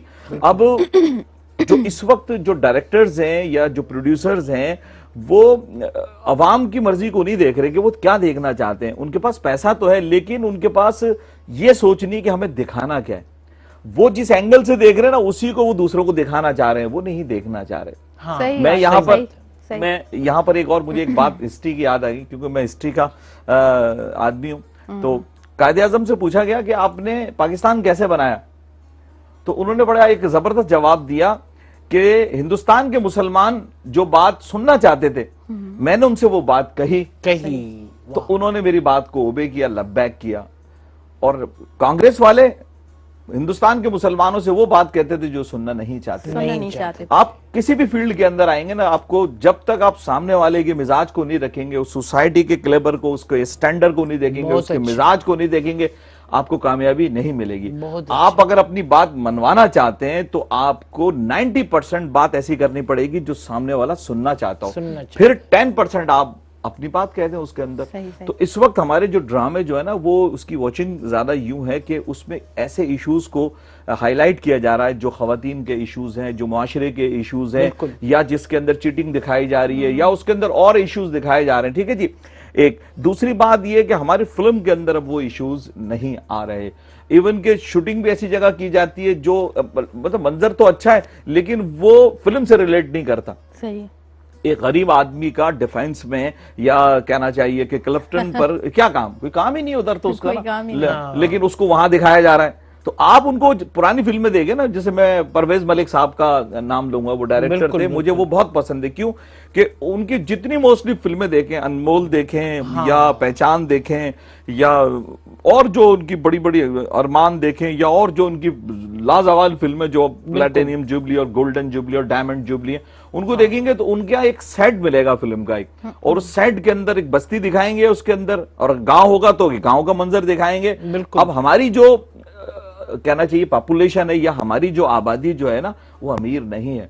हम इस वक्त तकरीबन 65% जो है हम पॉवर्टी लाइन, जो गुर्बत की लाइन है ना उसके नीचे, हम गरीब हैं, हम इतने अमीर नहीं हैं। तो हमारे इश्यूज भी जो है ना वो क्या है, हमारे इश्यूज जो है ना रोज क्राइम है और जनाब बेरोजगारी है, हमारे समाजी मसाइल हैं। तो जब आप ऐसे इश्यूज को अपनी मूवीज में दिखाएंगे तो डेफिनेटली वो आपका इशू है, मेरा इशू है, तो मैं क्यों नहीं देखूंगा। हाँ, दिखाने वाला हमें अच्छा दिखाए ना, ज्यादा अट्रैक्टिव लगेगा। और फिर दूसरी बात ये ना कि अब फिल्म के अंदर एक नया है कम बजट। आप हेवी बजट की फिल्म ना बनाएं, ऐसी फिल्म बनाएं जिसमें मौजू आम हो, लोगों के मिजाज के हिसाब से हो, उसमें जो सॉन्ग हो ना वो ऐसे हो कि आपको भी अच्छे लगे, मेरे कानों को भी अच्छे लगे। उसके अंदर वो सॉन्ग ऐसी जेंट्री के लिए ना बनाए कि वो सुनने वाले वो कम है। आम फहम गाने बनाए, लाइट म्यूजिक होना चाहिए जो आपको भी अच्छा लगे, जैसे रॉबिन घोष साहब बनाया करते रहे, मजबी साहब बनाया करते रहे, अहमद शरीफ साहब मौसीकी बनाए। देखिए फिल्म जो है ना वो पहले की और आज की अगर हम देखेंगे तो मैं इस पर थोड़ा सा कंपैरिजन कर लूं, आप खुद भी देखेंगे, अब क्योंकि आप तो अभी बिल्कुल माशाल्लाह इस नस्ल की, जवान नस्ल की हैं जो मौजूदा दौर चल रहा। हम जो है वो थोड़े से बीच के हैं, मैं और शाह साहब बुजुर्ग नहीं है, बीच के लोग हैं हम लोग। नहीं तो, आप दोनों बहुत यंग हैं। नहीं हम जवान हैं। जी ये सही कह रहे हैं। तो अब उसमें देखे ना, मैं खुद आप देखते हैं उन फिल्मों से हमें हेयर स्टाइल मिलता था, जनाब कपड़े कैसे पहनने हैं वो पता लगता था। हम कंपैरिजन पे बात करेंगे। सॉरी मैं इंटरप्ट कर रही हूँ, लाइव कॉलर है उनसे बात करने। हेलो अस्सलाम वालेकुम। वालेकुम सलाम भेण, मोहम्मद मुराद मक्सी शदाब कोड़ा थी। अवां खे भली कार चवां थी, मुंहिंजा भाउ सुबह में राण जंगल ते ॿुधायो कीअं आहियो, ठीकु आहियो? खैर दुआऊं फर्स्ट क्लास, तव्हांजो टीम ख़ुशि आहे, तव्हां ॾे खैर आहे, तव्हांजे महिमाननि खे मुंहिंजो सलाम जी। बिस्मिल्लाह बा, वालेकुम सलाम। जबरदस्त टीम बिल्कुल ठीक भाऊ है। पहिरियों तो पंहिंजो अंदर जो बहितर साफ़ करे, सुबुह जो अल्लाह करे निकिरे रोज़ी बिल्कुल गंज ते, तो शैतानगिरी न करे, पाड़े जो ख्याल करे, अदी अमा जो सुनाज़ करे, वॾी उमिरि कुराड़े बुढ़ड़ियूं अमड़नि जो उन जो ख्याल करे, इन का नेमत कुछ भी ना आहे। बिल्कुल बिल्कुल सही पिया चओ, ॾाढी ज़बरदस्त, ॾाढी सुठी ॻाल्हि अवां कई आहे। अच्छा अवांखे प्रोग्राम कीअं लॻे पियो? मां बिल्कुल असां काल आहियूं, रात जो भी मुश्ताक भट्टी सां भी असांजो राब्तो थींदो आहे, शायद ये हुदा ये आवाज़ न्यूज़ सभिनि खां असां ॾिसो पहिरियों तो मां शाइरी ॿुधायां थो थोरो अधे खे। जी हाँ जी जी। दुनिया है मतलब जो सुने जो यार कोने को। वाह वाह वाह। दुनिया है पैसे जो, दुनिया है लालच जो, सुने जो यार कोने को, चङो कहिड़ो बुरो कहिड़ो भेण मुंहिंजी इहो इंसाफ़ कोने को अदी। जी जी वाकई वाकई सही, ज़बरदस्त सुठी शायरी, इंसाफ़ कोने को। सो असां इहे ई ॻाल्हियूं ॿुधंदासीं। न्यूज़ ब्रेक जी तरफ़ पाण व्यूवर्स वधूं पिया, वरी जटी हाज़िर थींदा आवां पंहिंजे प्रोग्राम सुबह में राण में।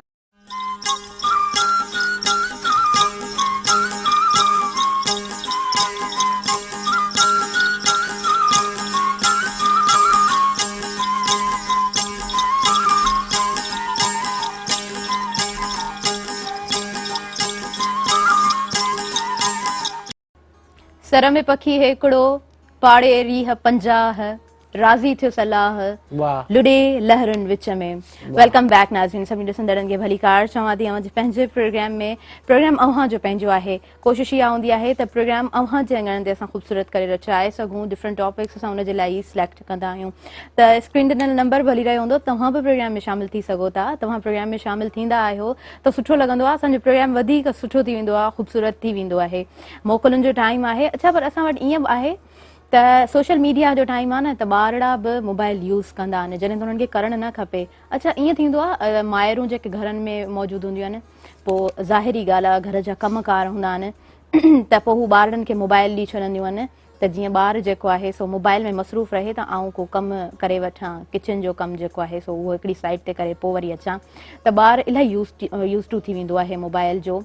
ऐं वरी जॾहिं ॿार खां जेको आहे सो असां ईअं मोबाइल रियली खसे वठंदा आहियूं त ॿारु ॾाढो रोईंदो आहे, छो त हुनखे असां पाण आदत विझंदा आहियूं, ऐं जॾहिं ॿार में आदत पइजी वेंदी आहे त उहा आदत कढणु ॾाढी मुश्किल आहे। असां वटि इहो रुझान घणो इन जे लाइ पियो त असां जेको कोविड जो टाइम हुयो उन में ऑनलाइन क्लासिस हलिया, ऐं ऑनलाइन क्लासिस जे दौरान ॿारनि खे मोबाइलूं यूज़ करणियूं पियूं, ऐं मोबाइल्स एनी हाउ पेरेंट्स वठी बि ॾिनियूं, छो त हू क्लासिस वठनि पिया। उन खां पोइ वरी अञा रुझान वधी वियो आहे।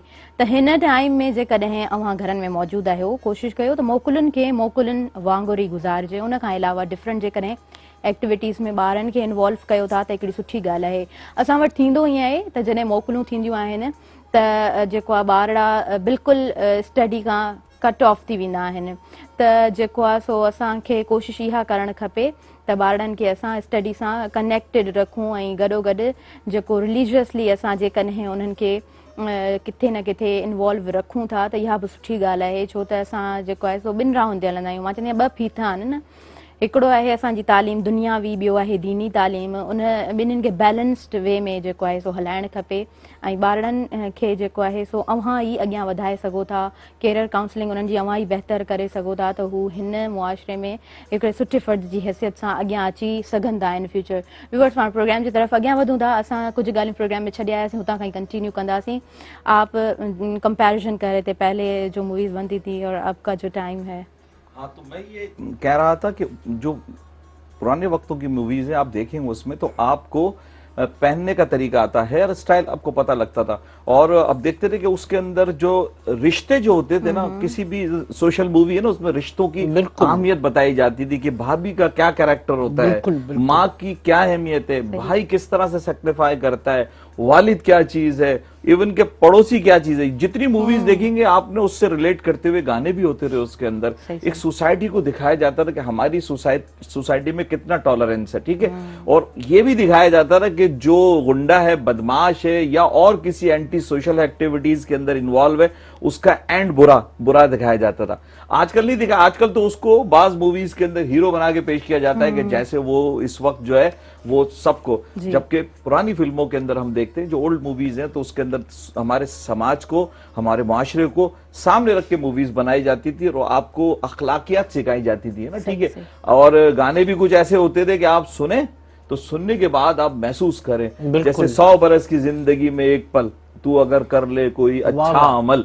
अब ये देखे ना, जो जमाने में हिम्मत ना हारे। अब इस तरह से अगर गाने आप कभी संजीदगी से सुने तो आपको आंखों से आंसू आना शुरू हो जाएंगे कि ये कैसे मैसेजेस हैं उन गानों के। 100 बरस की जिंदगी में, अब 100 बरस की मतलब मैसेज दिया जा रहा है कि आप कोई एक अमल भी अच्छा कर लें। और आज की अगर हम सॉन्ग सुनेंगे, मैं ये कह रहा हूँ बुरे नहीं, याद ही नहीं रहते, याद ही नहीं रहते, क्योंकि वो उसके जो कंपोजर होते थे ना, वो बाकायदा रागों को तलाश करते थे कि ये अगर पोइट्री है तो इसका राग कौन सा होना चाहिए कि अल्फाज और ये इसका म्यूजिक का जो राग आपस के अंदर ऐसे बिल्कुल मर्ज हो जाए और सुनने वाले के ब्रेन को कैप्चर कर लें। तो आप देखें 60, 70, 80 साल हो गए, वो जो हमारे पाकिस्तानी में इंडियंस या और दूसरे मुल्क ममालिक की बात नहीं कर रहा, उनकी अपनी एक क्वालिटी है, उनकी क्वालिटी और हमारी क्वालिटी म्यूजिक की तकरीबन एक जैसी, जो बेस है एक जैसी है, मगर हम भी उनसे कम नहीं। अगर उनके पास बहुत सारे तो हमारे पास भी बहुत सारे, और एक से एक आदमी उसकी पोइट्री देखें और वो तमाम लोग एक्सपीरियंस है। तो बट अनफॉर्चुनेटली इस वक्त हम पास्ट को अपने नहीं देख रहे। मैं आज भी कहता हूं कि आप कोई भी अच्छा काम कर रहे हैं ना, बिजनेस कर रहे हैं, फिल्म बना रहे हैं या कोई एजुकेशन की आपकी है, आप पुराने लोगों के जो थे तजर्बेकार, एटम बम आपने नहीं बनाया, मैंने नहीं बनाया, एटम बम तो आज से 50 साल पहले बन गया। जो साइंटिस्ट थे वो आज नहीं है इतना, आज तो एक दो हैं, ठीक है जी। हालांकि आज लोगों के पास फैसिलिटीज ज्यादा है, लेकिन आज भी कोई जाबिर बिन हयान नजर नहीं आएगा आपको, या ख्वारज़मी नजर नहीं आएगा आपको, अबू अली सीना नजर नहीं आएगा आपको। हालांकि फैसिलिटीज हमारे पास ज्यादा है, ठीक है। हमारे पास आज के दौर में अब्दुल सत्तार ईदी, रमजान चीपा जैसे लोग मौजूद हैं। ऐसे नहीं कि माशरा खाली हो गया, खाली नहीं हो गया। हर दौर में लोग होते हैं अपनी अपनी फील्ड के, लेकिन आज के लोगों को पास जरूर देखना चाहिए कि उन लोगों ने क्या काम किया, क्या रिसर्च की उन्होंने, किस तरह से उन्होंने किताबों को लिखा। और फिर मैं एक बात कहता हूं कि अगर आप माशरे को अच्छा करना चाहते हैं, आप किसी भी सूरत के अंदर हमारे जो नई जनरेशन है उसको कहें कि किताब से दोस्ती करें, बेशक किताब से दोस्ती करें। क्योंकि मेरा अपना पर्सनल तजर्बा ये कि किताब कभी भी आपको अकेला नहीं छोड़ेगी। बिल्कुल। एक तो पहले हमारी मजहबी किताब है, हमारी मजहबी किताब है, ठीक है जी। और हमारा वे ऑफ एजुकेशन क्या है, तरीके तालीम क्या है, मस्जिद और मदरसा, मस्जिद और मदरसा, ये हमारा इसी को जो ना वो कैम्ब्रिज ने स्टार्ट किया था 1192 के अंदर, वो स्पेन से पढ़ के आया था, स्पेन से पढ़ के आया था। और उसने स्पेन जब मुसलमानों की गवर्नमेंट थी, आगे उसने कैम्ब्रिज सिस्टम को स्टार्ट किया और उसने बनाया college and church, college and church, college and school. और उसने हमारे मस्जिद और मदरसे को अपग्रेड कर दिया था। तो आज जो भी पूरी दुनिया के अंदर एजुकेशन का सिस्टम भी है ना, वो हमारा है, हमारा। सर सैयद भी ये कहते थे कि ये अंग्रेज जो भी कुछ कर रहे हैं ये इनका नहीं है, हमारा है, उन्होंने सिर्फ इसको अपग्रेड किया। तो हमें अपग्रेड करना चाहिए आज के जमाने के जो हालात है उसके हिसाब से, अपने जो असलाफ है हमारे जो लोग। एग्जैक्टली आप बिल्कुल सही कह रहे हैं। लाइक हम कहते हैं जब हम लॉ की बात करते हैं उसके बाद हम इम्प्लीमेंटेशन की बात करते हैं। इन रिटन हमारे पास बहुत कुछ मौजूद है, लेकिन उस पर काम कितना हो रहा है मैटर ये करता है। अगर हम जापानीज़ की बात करते हैं, वहाँ का स्कूलिंग सिस्टम काफ़ी अच्छा है ऑन द रिसर्च बेस। अगर मैं कहूँ तो उनका स्कूलिंग सिस्टम काफ़ी स्ट्रॉन्ग है। बचपन में ही बच्चे को ऑनरशिप बताई जाती है, लीडरशिप बताई जाती है, और वो बचपन से ये चीज़ें सीखते हैं, वो ऑन करना सीखते हैं, वो लीड करना सीखते हैं।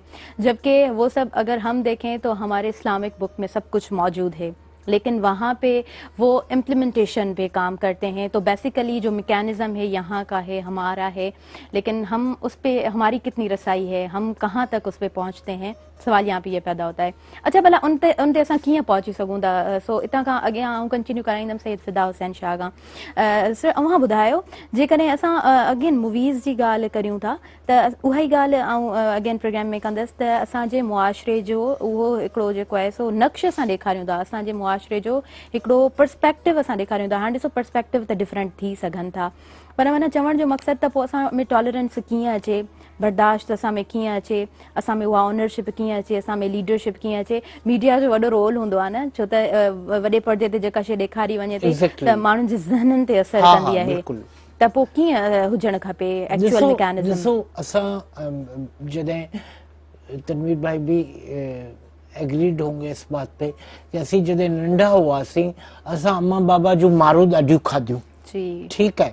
अच्छा उन वक़्त में मार बि मुरविज हुई ॿार लाइ, उस्तादनि जा थपड़ खाधासीं ॾाढा।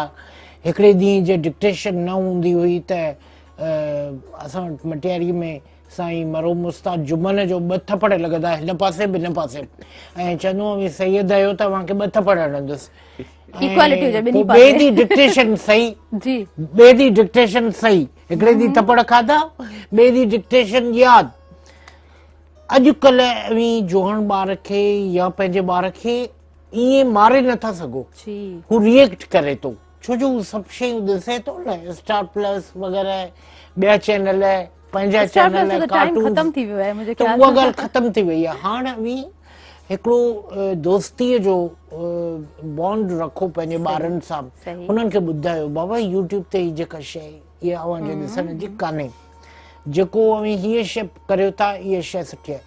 वॾियुनि ॻाल्हियुनि लाइ उन्हनि खे पंहिंजो बूस्ट करियो।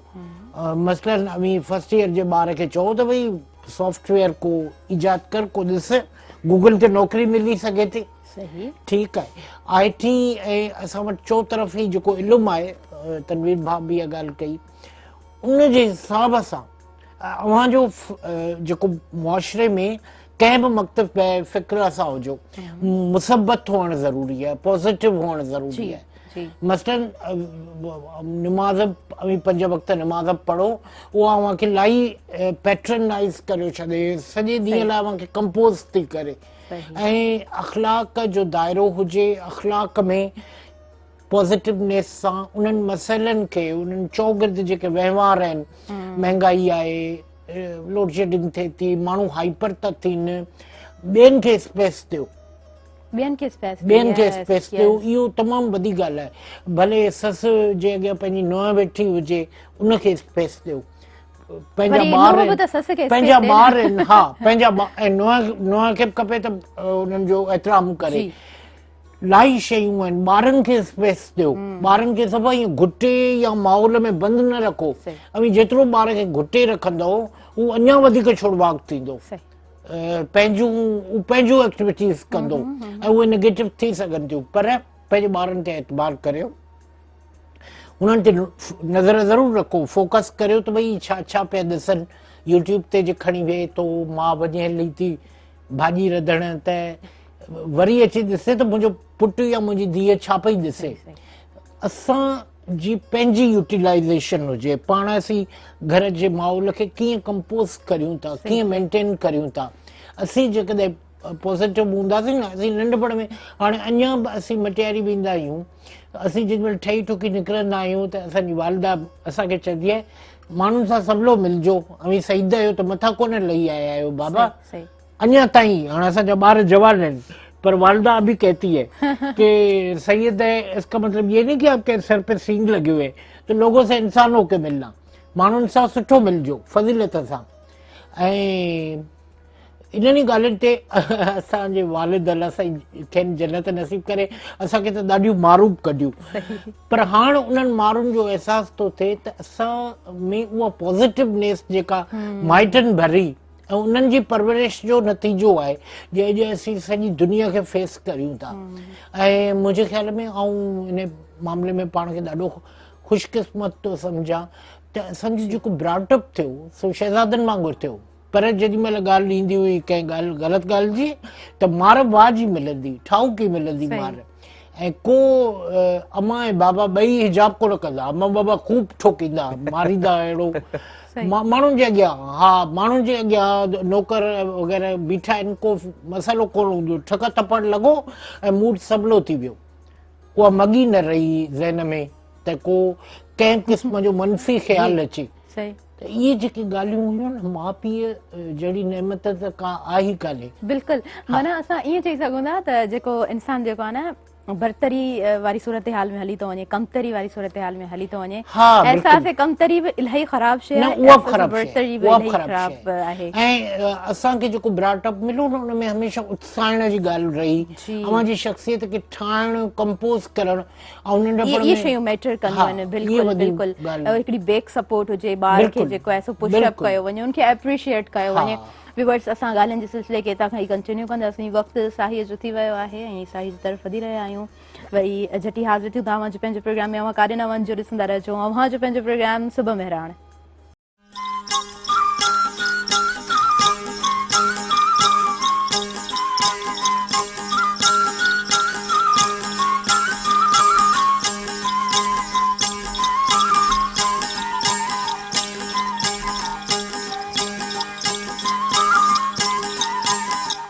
मालिक मदायूं मुंहिंजूं मूर न तूं ॾिसजां, पिण में पालणहार पर्दो तूं रखजां, मिड़ियो ई मुआफ़ कजां, मुहाबे महबूब जे। सुभान अल्लाह।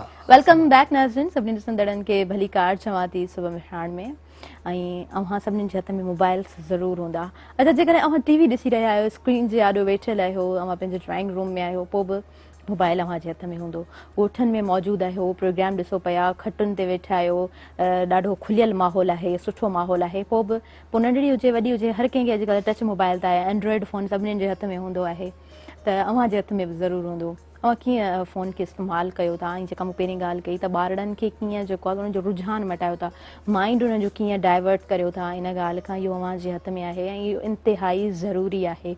उन खां अलावा जेकॾहिं असां ॻाल्हि कयूं त परवरिश में कमी छो थी थिए अॼु जे वक़्त में।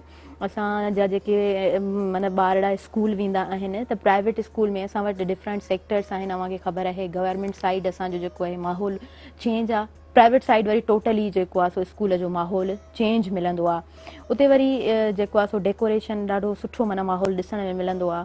पढ़ाई बि सुठी हूंदी आहे, सुठो निसाब उन्हनि वटि मौजूदु हूंदो आहे। लैंग्वेज ते सुठो कमु कंदा आहिनि, कोशिशि कंदा आहिनि त ॿार जेको आहे सो जॾहिं ॻाल्हाए त फ्लो में ॻाल्हाए, इंग्लिश ते फोकस कयो वेंदो आहे, हिकिड़ी सुठी ॻाल्हि आहे। पर शुरूआति में जेको जॾहिं ॿारु पढ़े थो उनखे मादरी ज़बान में ई पढ़ायो वञे।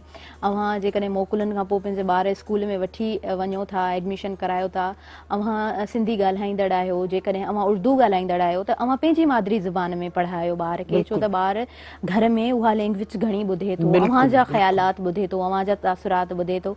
पर ॿार में शऊर कोन हूंदो आहे, ख़्यालात तासुरात उहो उन में को बि उहा सम्झ कोन हूंदी आहे, छो त ॿार में शऊर कोन हूंदो आहे। ऐं ॿार जॾहिं पढ़े थो त पोइ उनमें शऊर अचे थो। वरी मादरी ज़बान में जॾहिं पढ़े थो त उहो शयुनि खे वधीक सम्झे थो, उनजा ख़्यालात वसी थियनि था। ऐं जॾहिं उनजा ख़्यालात वसी थियनि था त पोइ हिन मुआशिरे में सुठो इंसान थी अॻियां अचे थो। ऐं क्रिएशन जेका लेवल आहे न उहा तॾहिं वधंदी आहे जॾहिं ॿार मादरी ज़बान में पढ़ंदो आहे। उन खां अलावा व्यूअर्स, मूं ॻाल्हि कई पिए मोबाइल जी, त अव्हां जेकॾहिं प्रोग्राम ॾिसो पिया त तव्हां बि कॉमेंट करे सघो था, तव्हां का ॻाल्हि ॻंढे सघो था, अव्हांजी ॻाल्हि जी बि अहमियत असां वटि हूंदी आहे। ऐं अव्हां जेकॾहिं मूवीज़ ॾिसंदा आहियो त असां अॼु मूवीज़ ते ॻाल्हायूं पिया त असांजो जेको पाकिस्तान में फिल्म्स जेके आहिनि उहे रिलीज़ थियनि थियूं, कहिड़ी बुनियाद ते थियनि थियूं, छा टॉपिक्स रखिया वञनि था, ऐं मूवीज़ में छा थो ॾेखारियो वञे, छो त जेका मीडिया आहे उनजो वॾो रोल हूंदो आहे। जॾहिं स्क्रीन ते का मूवी हले थी त उन उन जो जेको असर आहे ज़हननि ते पवंदो आहे ऐं ख़ासि करे यंग जेके माण्हू हूंदा आहिनि उन्हनि ते इलाही असरु पवंदो आहे। त असांजी मीडिया में केतिरो कमु थिए पियो। आयल जेके असां वटि मुआज़िज़ महिमान आहिनि सैयद फ़िदा हुसैन शाह साहिब जिन आहिनि, उन्हनि जी सुठी नॉलेज आहे, सुठी ग्रिप रखनि था, त सुठियूं ॻाल्हियूं प्रोग्राम में ॻंढनि पिया। उन खां अलावा तनवीर सिद्दीकी साहिब जिन असां वटि मौजूदु आहिनि, प्रोफेसर आहिनि, पाण पाकिस्तान स्टडीज़ पढ़ाइनि था, सुठी नॉलेज आहे, उन्हनि वटि सुठा सिंगर आहिनि। सो हुननि खां ई पाण ॻाल्हियुनि जे सिलसिले खे अॻियां वधाईंदासीं। अच्छा, जेकॾहिं असां पॉज़िटिव फैक्टर जी ॻाल्हि करियूं हिन टाइम में जेके मोकिलूं आहिनि त कहिड़ियुनि कहिड़ियुनि एक्टिविटीज़ में, तनवीर साहब आप बताएं कौन कौन एक्टिविटीज़ में बच्चे इन्वॉल्व हैं, कैसी एक्टिविटीज़ होनी चाहिए, क्या पेरेंट्स को प्लान करना चाहिए कि बच्चों की वैकेशंस अच्छी गुजरें? देखिए, बात ये हमारी जो तकरीबन 67% आबादी देहात में है हमारी, ठीक है जी। और मैं पहले एक आपकी बात को तायद करूंगा, सेकंड करूंगा कि बच्चे को इब्तिदाई तालीम उसकी जो है मदर टंग में, जबान में, मादरी जबान जिसे कहते हैं, उसमें देनी चाहिए। उससे कैनवस तब्दील हो जाता है, चीजों को वो आसानी से समझता है, ठीक है जी। अच्छा, अब क्योंकि ये जो 2 महीने की हमारे पास समर वेकेशन है, इसको कैसे हम जो गुजारें या उनके कैसे शेड्यूल बनाएं। देखिए, जो वालिदैन अगर पढ़े लिखे हैं ना, तो वो पहले से शेड्यूल बना लेते हैं कि हमने बच्चों के साथ क्या करना चाहिए। मुख्तलिफ जगहों पर आप देखेंगे कि सेंटर खुले हुए हैं और वो ये समर कैंप लगाते हैं, ठीक है जी। समर कैंप लगाते हैं, नॉमिनल एक फीस लेते हैं। उन समर कैंप्स के अंदर बच्चों को वो स्विमिंग सिखाते हैं, ठीक है, ऐसे राइटिंग सिखाते हैं, म्यूजिक सिखाते हैं, उसके साथ कुछ स्पोर्ट्स की एक्टिविटीज होती हैं वो भी सिखाते हैं। तो ये जो एक्स्ट्रा करिकुलम एक्टिविटीज है उनके साथ साथ, एजुकेशन के साथ साथ, तो इन 2 महीनों के अंदर वो आगे की थोड़ा सा पावर ले रहे होते हैं, ठीक है। अच्छा, अब हमारी चूंकि ज्यादातर आबादी गांव के अंदर है, तो हम देखते हैं कि वहां ये फैसिलिटीज नहीं है। लेकिन वहां भी मैं ये चाहूंगा कि वो वहां जो वालिदैन है वो अपने बच्चे को कम से कम 1 घंटे अपने सामने बिठाएं। उसके बाद फिर वो खेलने के लिए या जो उनकी एक्टिविटीज है उसको वो छोड़ दें। ऐसे नहीं कि बिल्कुल आप डंडा लेकर उनके सर पे खड़े रहे कि नहीं आपने पढ़ना ही पढ़ना, नहीं, ऐसे नहीं पढ़ा सकते जी। इस पे भी बात करेंगे। सर लाइव कॉलर हैं, उनसे पहले बात करेंगे। हेलो, अस्सलाम वालेकुम। वालेकुम अस्सलाम बाजी, काल आप खैर खैर? अल्हम्दुलिल्लाह, मुझे भाउ बिल्कुल ठीक आहियां। मुंहिंजो तारीफ़ करायो, किथां ॻाल्हायो पिया, कहिड़े शहर मां पिया ॻाल्हायो? मां परवेज़ इंदड़ राजशाही सिंधवंज पनियाकल में हाणे ड्यूटी किया, सरगोदा पंजाब। ज़बरदस्त। अच्छा, सरगोदा पंजाब में हींअर मौजूद आहियो माना? मौसम वॾी गरम आहे बाजी, अल्लाह जो कसम आहे बस। अच्छा, तो न मौसम ॾाढी गरम आहे। हा, असां जेको आहे न आदि आहियूं गर्मियुनि जा मुंहिंजा भाउ, ज़रूर ही टाइम असांजो गुज़री वेंदो। अवां ॿुधायो प्रोग्राम तव्हांजो बस नंबर आयो टीवी ते लिखजी मां बाजी खे कॉल कयूं जी। प्रोग्राम जे हवाले सां छा चवणु चाहींदव? बस प्रोग्राम वक़्तु सां ॾिसंदा आहियूं, टाइम घटि मिलंदो आहे। अॼु थोरो टाइम मिलियो, वरी हलाई ते टीवी ते वरी ॾिठो ते प्रोग्राम ज़बरदस्त पसंदि अचे पियो असांखे। ज़बरदस्त, सुठी ॻाल्हि आहे। अच्छा, ऐं हिकिड़ो सवाल अवां खां पुछंदसि। कुछ दोस्त आहिनि, उहे शामिल कंदासीं हिनजे। ठीकु आहे जी, ठीकु आहे। Thank you so much. Call drop थी वई आहे मुंहिंजे ख़्याल सां। थैंक यू सो मच, अवां प्रोग्राम में शामिल रहियो, सुठो लॻो जी।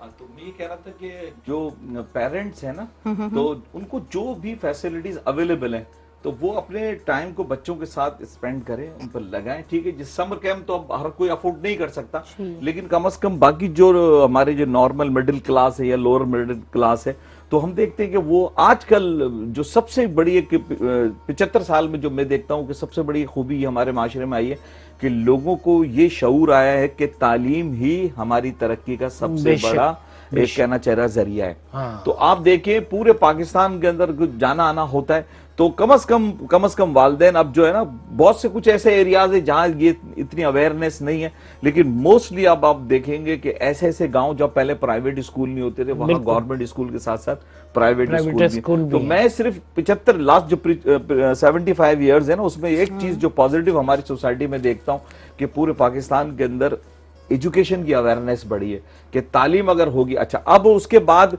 बच्चा हमारा कैसा तैयार हो रहा है कि मकसद वो डफर है या लोअर क्लास है या मिडिल क्लास है या बहुत ज्यादा ज़हीन है, वो एक अलग बात है, लेकिन कम से कम उसको ये तो शऊर आ रहा है कि यार हम तालीम हासिल कर रहे हैं।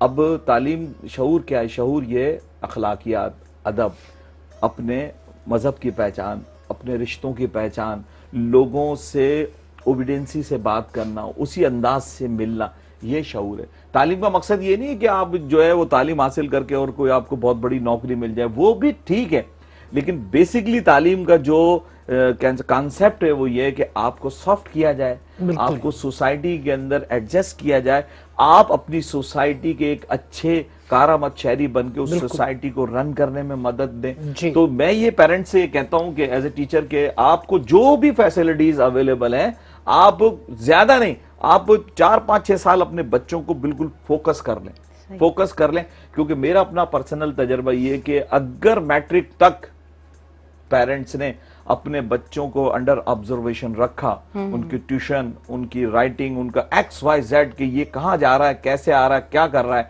अगर रखा, तो मैं डेफिनेटली कहता हूं कि मैट्रिक के बाद आपको एक हीरा मिल जाएगा। बिल्कुल। फिर आप उसको फिर वक्त, टाइम, उस्ताद और माहौल उसको तराश देगा, लेकिन आप उसको हीरा बना देंगे। बहुत अच्छी बात है, कि आप मैट्रिक तक रखें। और मैंने देखा भी है कि जिन वालिदैन ने मैट्रिक तक, फर्स्ट से मैट्रिक तक 10 साल अपने बच्चों पर टाइम स्पेंड किया, लगाया, उन पर नजर रखी है, जो उनके पास चीजें अवेलेबल थी उन्होंने अपने बच्चों को दी हैं, फैसिलिटीज दी हैं, तो वो बच्चे बहुत ज्यादा कामयाब हुए। और अल्हम्दुलिल्लाह मैं ये कहता हूं कि पाकिस्तानी जो स्टूडेंट है उसमें बहुत पोटेंशियल है, माशाल्लाह। ठीक है। आप अभी जापान का कह रही थी कि अब जापान की मिसाल बिल्कुल सही है, लेकिन आप ये देखेंगे जापान जो कंट्री है ना, उसके हालात कुछ और है, हमारे हालात कुछ और है। हमारी बाउंड्रीज, हमारी जो नेबर्स कंट्रीज है, हमारे पॉलिटिकल जो सिचुएशन है ना, हम देखें हमारे बजट का ज्यादातर हमारे डिफेंस पे चला जाता है ना, एजुकेशन पे कम है। और वहां उनका कोई एनिमी नहीं है, पड़ोस के अंदर कोई मुल्क उनका ऐसा नहीं है कि जिससे उनकी कोई वॉर हो या दुश्मनी हो या जंग हो।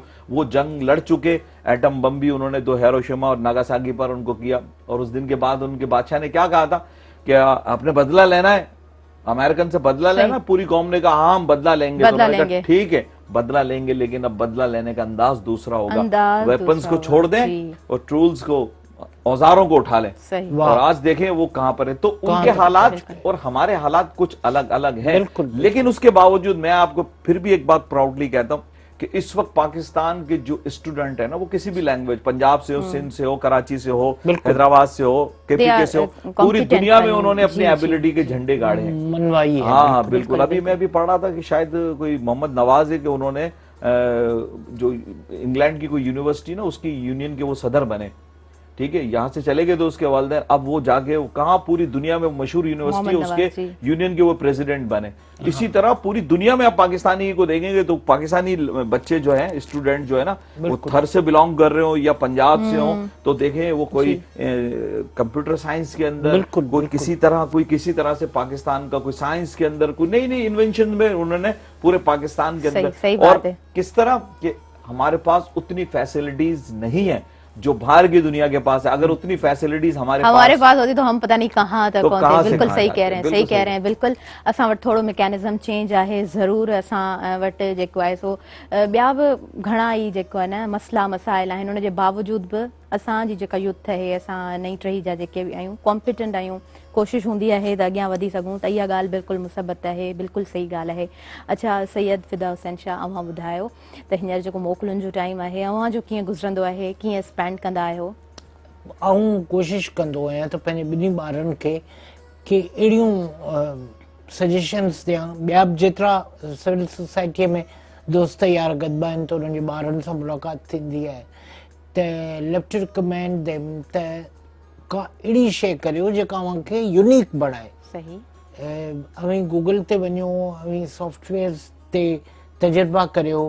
ऐं हींअर मूं पंहिंजे पुट खे चयो त छो भला अवी ॿिए साल में आयो, मेहरान यूनिवर्सिटी जे ॿिए साल में कंप्यूटर में आयो, त मूं चयोमांसि का अहिड़ी एक्स्ट्रा शइ त उहो हिकिड़ो कोर्स करे पियो, त मां मूंखे उन राति हुन हिकिड़ी वीडियो ठाहे ॾेखारी त हीअ मूं ठाही आहे। पहिरीं त मूंखे यकीन ई कोन आयो, छो जो जेके ॿार पढ़नि था पिया उहे सभु शयूं ॾिसनि था।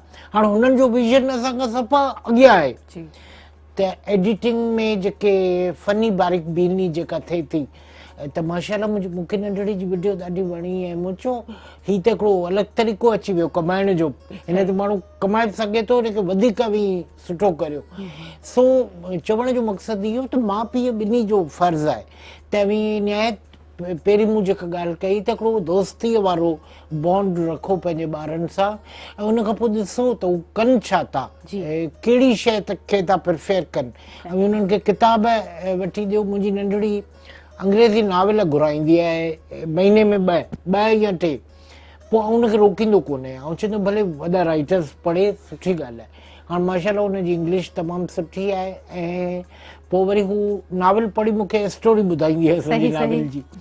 त ॿार जो विज़न वधायो, ॿार जी तनवीर भाउ बिल्कुलु सही चयो त असांजे रूट्स में जॾहिं एजुकेशन हूंदी न त उहा ॻाल्हि ई ॿी आहे। ॿारनि खे ॿुधाइजे त नूरुल हुदा शाह केरु आहे, ऐं उस्ताद बुखारी केरु हो, ऐं मुमताज़ मुफ्ती केरु हो, इब्ने इंशा केरु हो, अशफाक अहमद केरु हो, बानू आपा केरु हुई, त इहे फैज़ अहमद फैज़ केरु हो, अहमद फराज़ केरु हो, त इहे सभु जेके नॉलेजिस आहिनि न असांजी शख्सियत खे वधीक कंपोज़ कनि था। टुटियल घरड़ा असां में थियनि था, असांजे शख्सियत में हेजिटेशन थिए थी, नंढपण जूं महिरूमियूं उहे शयूं थियनि थियूं, गुरबत जे करे के शयूं डेवलप नथियूं थी सघनि। पर वरी साॻी तनवीर भाउ वारी ॻाल्हि त के ॿार थर मां ॿुभरिया आहिनि जेके अलाह जे किथे किथे पंहिंजी तमामु ज़बरदस्त अर्निंग्स पिया कनि। त कोशिशि कजे पंहिंजे ॿारनि खे अहिड़ो माहौल 2 महीननि में ॾियो उन्हनि खे यकीन थी वञे त मुंहिंजो बाबा मुंहिंजी अम्मा हिन ॻाल्हि ते ख़ुशि था थियनि, मूंखे बूस्ट था कनि, प्रोमोट था कनि ऐं हुननि खे पंहिंजी मौजूदगीअ जो अहसासु ॾियारण वारी जेका हिस्सा आहे उहा पैदा थियणु। सही सही, माना थिंकिंग ऑफ अप्रोच असां ॿारनि जी जेको आहे न उन ते कमु कयूं, उहा वधायूं। हा बिल्कुलु। अच्छा, असां वटि वरी ईअं थींदो आहे, ॾिसो जीअं अव्हां ॻाल्हि कई त नंढपण जूं महरूमियूं थी वियूं, ॾुखियो वक़्तु थी वियो, गुरबत जो वक़्तु थी वियो। तनवीर साहिब जिन ॻाल्हि कई त असां जेको आहे सो गुरबत में गुज़ारियो आहे न, असां वटि घणी आबादी ग़रीब आहे, असां ग़रीब माण्हू आहियूं जेकॾहिं ॻाल्हि कई वञे, सही सिधी ॻाल्हि कई वञे त वरी हिकिड़ो माना अहसास कमतरी थींदी आहे, माइटनि में इलाही डपु हूंदो आहे, असां औलाद खे कढंदासीं, असां वटि ईअं थींदो आहे न घणो अलमी इहो आहे, औलाद खे कढंदासीं ख़बर न आहे सुभाणे छा थी वञे। त भला इहा इन शइ में कीअं जेको आहे असां चऊं त घटिताई अचे? ॾिसो इहो वॾो हिकिड़ो रिस्क आहे पंहिंजी जाइ ते, अञा हारी आहे या मज़दूर आहे या रेड़े वारो आहे या घटि आमदनीअ वारो माण्हू आहे, उहो सोचे थो हाणे पंहिंजे धीअ खे या पुट खे हॉस्टल में कीअं छॾियूं। सही, छो जे हॉस्टल्स जो माहौल घणो करे इलाही हंधनि ते ख़राब थो थिए। पर बहरहाल पोइ बि कॉन्फिडेंटली भले ज़रूरी कोन्हे तव्हीं हॉस्टल में पढ़ायो या छा, हिन जो मशवरो आऊं त नथो ॾियां। ऐं पर मसलन जेकॾहिं लाहौर में वञी ॿार खे पढ़णो थो पवे त उहो कीअं पढ़े? ठीकु आहे, MCA में लाहौर में एडमिशन थिए थी त ॿार त वरी छोकिरियुनि ते थोरो असांजो भिरूं मथे थियो थो वञे, त हाणे छोकिरीअ खे कीअं छॾियूं? ऐं इन में थोरो पाण खे फ़र्क़ु महसूसु करणु घुरिजे। पुटु जेकॾहिं चए थो त मुंहिंजी हितां शादी करायो त खिली ख़ुशि थी कराईंदासीं। जेकॾहिं धीअ पंहिंजे मामे या चाचे जे घटि पढ़ियल पुट सां राज़ी कान्हे त उनजो बि त ख़्यालु करियो न। बीबी ख़दीजा पाण हुज़ूर करीम सल्लल्लाहु अलैहि वसल्लम जिन खे चयो त ईमानदार रहियो, अव्हां सां निकाह करणु चाहियां थी, पाण बीबी ख़दीजा चयो। त असांखे पंहिंजे नियाणियुनि लाइ माना औरत खे त उहो हक़ मिले न, तव्हां जेकॾहिं वॾी वॾी ॻाल्हि करियो था त उन ते अमल तव्हां छा था करियो? सही सही, बिल्कुलु सही चओ पिया। पाण हितां खां कंटिन्यू कंदासीं। व्यूअर्स, वक़्तु ब्रेक शो थी वियो आहे, ब्रेक जी तरफ़ वधूं पिया, काॾे न वञिजो, ॾिसंदा रहिजो सुबुह मेहरान।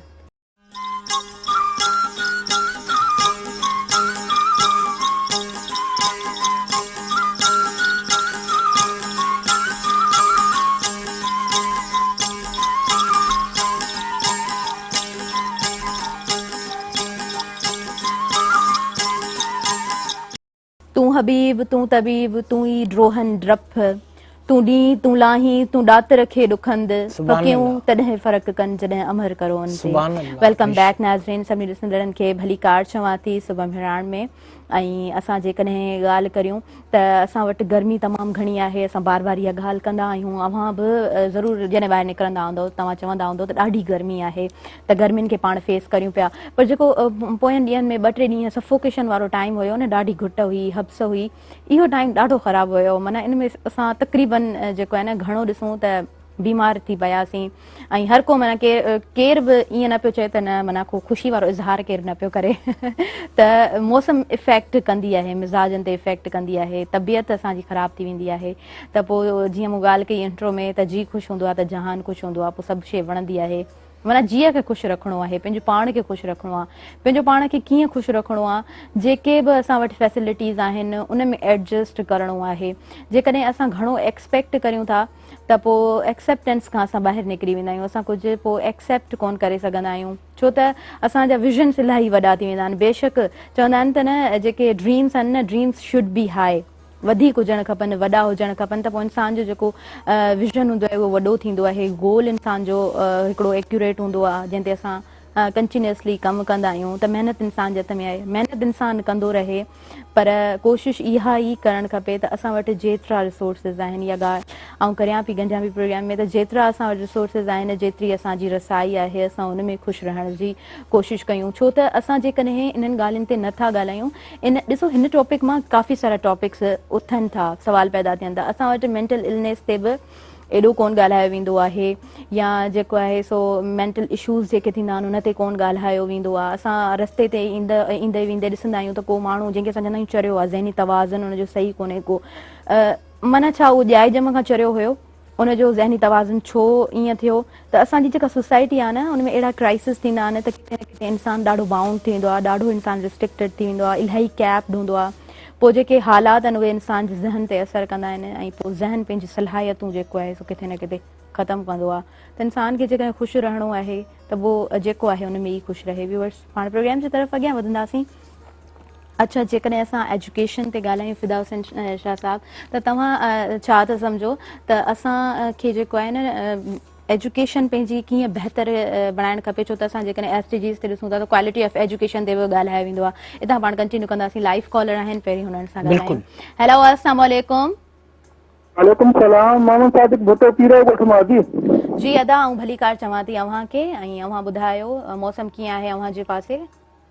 माशाल्लाह जी, मौसम हिते गरम आहे, बिजली जो बि ॾाढो आज़ार आहे। हा, बिजली जो त मसलो पूरे पाकिस्तान में आहे, सिंध में बि ॾाढो आहे। प्रोग्राम ॾाढो सुठो हले थो, महिमान बि ॾाढा सुठा घुराईंदा आहियो।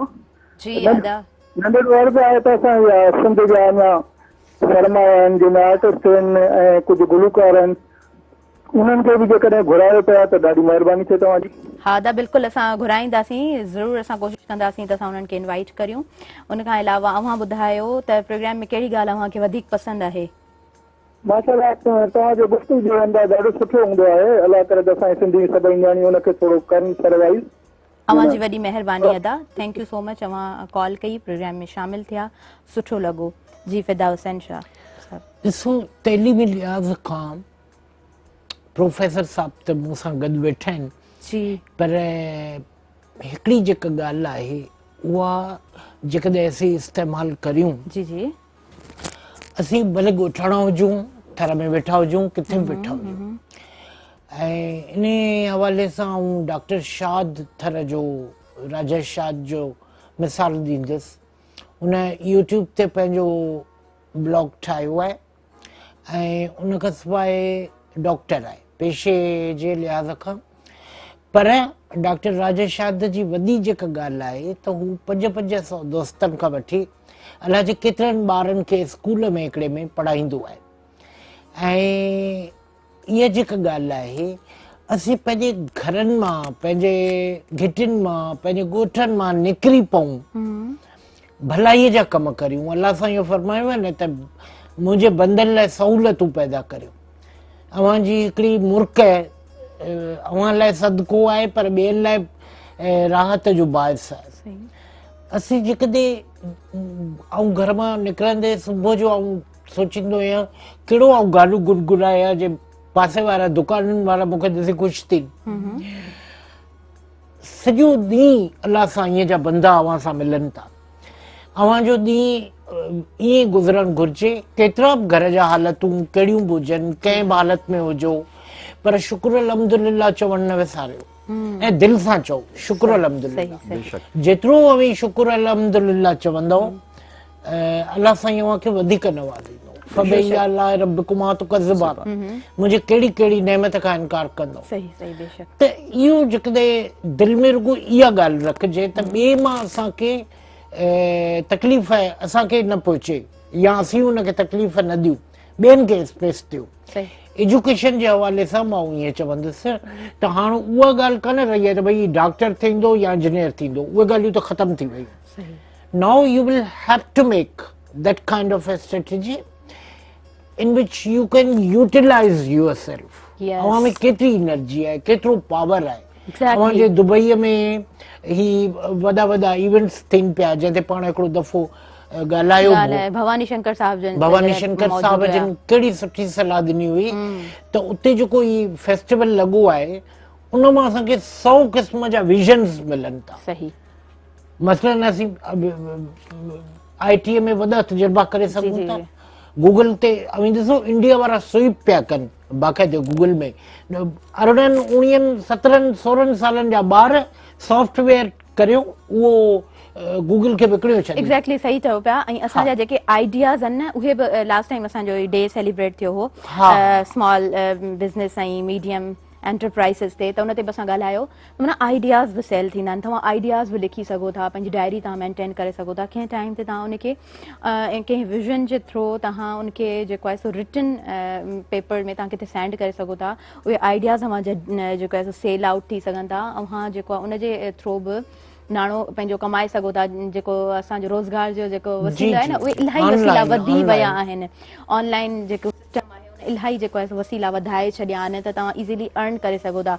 माना पंहिंजो पाण खे एतिरो अव्हां क़ाबिल करियो जो अव्हां रोज़गार मुहैया करियो, अव्हां रोज़गार जा रस्ता ॾेई सघो ॿियनि खे।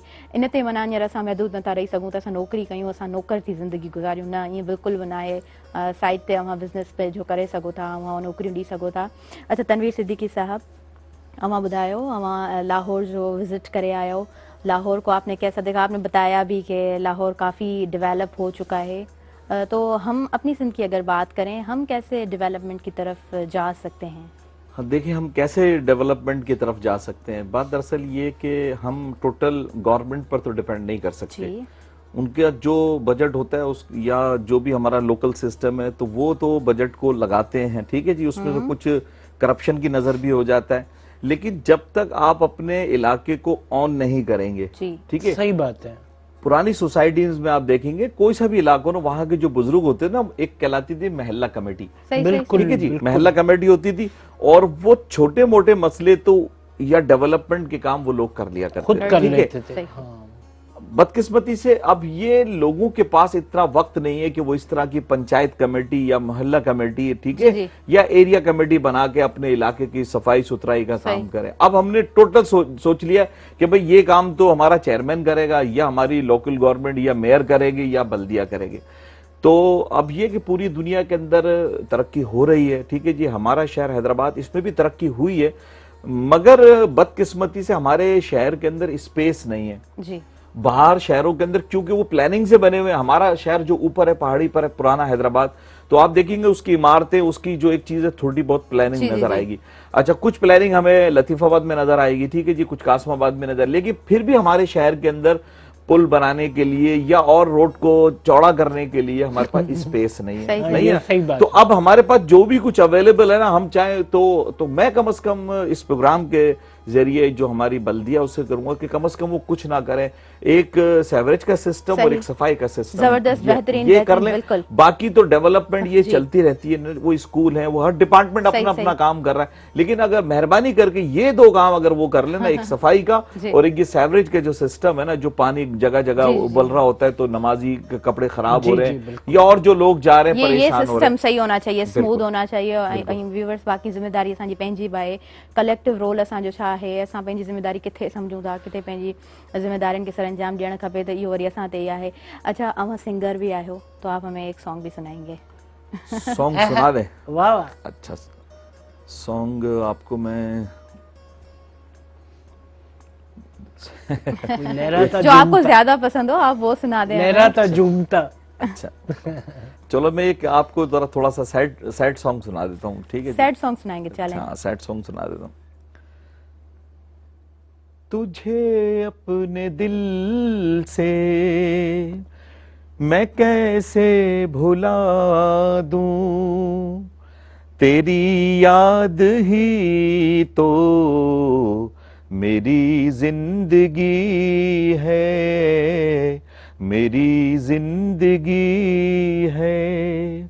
तुझे अपने दिल से मैं कैसे भुला दूं, भुला दूं। तुझे भूल जाना नहीं मेरे बस में, मुझे दर्द दे कर चले जाने वाले, तेरे गम से दामन मैं कैसे छुड़ा लूं, हर एक बात पर मुझको याद आने वाले, इन आँखों में हर दम जलेगा तेरा गम, कभी ना बुझे जो ये वो रोशनी है, ये वो रोशनी है।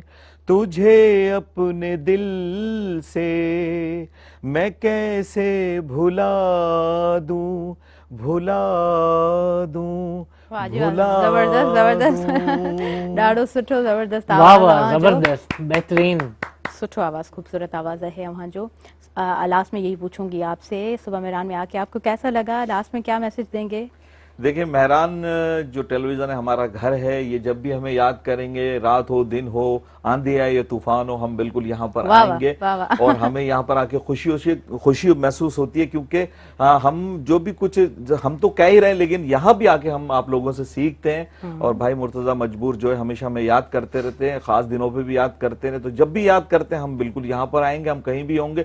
और मैसेज मेरा ये है कि कौमों की तरक्की के लिए तालीम जरूरी है, और ख़ास तौर पर जो हमारी फीमेल की एजुकेशन है ना, कहते हैं एक खातून की तालीम एक ख़ानदान की तालीम है, तो ख़वातीन को हमारी जो बच्चियां हैं उनको तालीम ज़रूर दिलवाएं, बच्चों को तालीम ज़रूर दिलवाएं, तो इंशाअल्लाह ताला हमारा मुल्क भी जो है वो गुर्बत पे भी काबू पाएगा और तशद्दुद पे भी काबू पाएगा, हमारा माशरा एक इस्लामी माशरा बन जाएगा तालीम के ज़रिए इंशाअल्लाह। छो त तालीम ही असां हिकिड़ो वेपन आहे जंहिंजे थ्रू असां जेको आहे तरक़ी जी मंज़िलुनि ते असां हली सघूं था, पहुची सघूं था। ऐं सैयद फिदा हुसैन शाह साहब, रिस्पेक्टेड फिदा हुसैन शाह साहब, आपको कैसा लगा आके, लास्ट में वहाँ छा मैसेज दींदो? मैं ये मैसेज दे रहा हूँ पूरी सिंध को बेहतरीन। सिंधी ॻाल्हाइण वारा, उर्दू ॻाल्हाइण वारा हिक ॿिए जो रूह आहिनि, माशाअल्लाह, हिक ॿिए लाइ लाज़िमो मलज़ूम आहिनि। असांखे गॾु रहणो आहे, असांखे इन्हनि मुहबतुनि, इन्हनि मस्बत रवैयनि सां गॾु पंहिंजे सिंध खे संवारणो आहे। असां ॿिन्ही जी सिंध आहे ऐं सभिनि जी सिंध आहे, बिल्कुलु। त उनखे असीं हैदराबाद हुजे, कराची हुजे, मीरपुर ख़ासि हुजे, इहा ॻाल्हि दिलि में रखिजे त ही असांजा पंहिंजा आहिनि, ही सिंधी आहिनि असांजा। ऐं एजुकेशन जे हवाले सां, मोहबतुनि जे हवाले सां कुर्ब विरायो, अलाह सां इन में राज़ी थिए थो, मोहबतूं वधायो ऐं सिंध खे साओ करियो। वाह, ज़बरदस्त, ख़ूबसूरत, ॾाढो सुठो, ॾाढो बहितरीन मैसेज अवां जो हमेशह। जीअं आयल ॿिन्हिनि मौज़ूज़ महिमाननि जी आउं शुक्रगुज़ार आहियां, पंहिंजे क़ीमती वक़्त मां अवां वक़्तु कढो था, हिकु सॾ ते कही अचो था। असांजो प्रोग्राम अवां जो हुजण सां इलाही ख़ूबसूरत थी वेंदो आहे। व्यूअर्स, वक़्त जो घणियूं वधीक इजाज़त नथियूं ॾियनि, इंशाअल्लाह सुभाणे वरी हाज़िर थींदासीं, नवां महिमान, सुठा टॉपिक्स, खोड़ सारियूं ॻाल्हियूं खणी पंहिंजी समूरी टीम सां आउं हाज़िर थींदसि। हींअर मूंखे ऐं मुंहिंजी समूरी टीम खे ॾींदो इजाज़त। अल्लाह वाहे।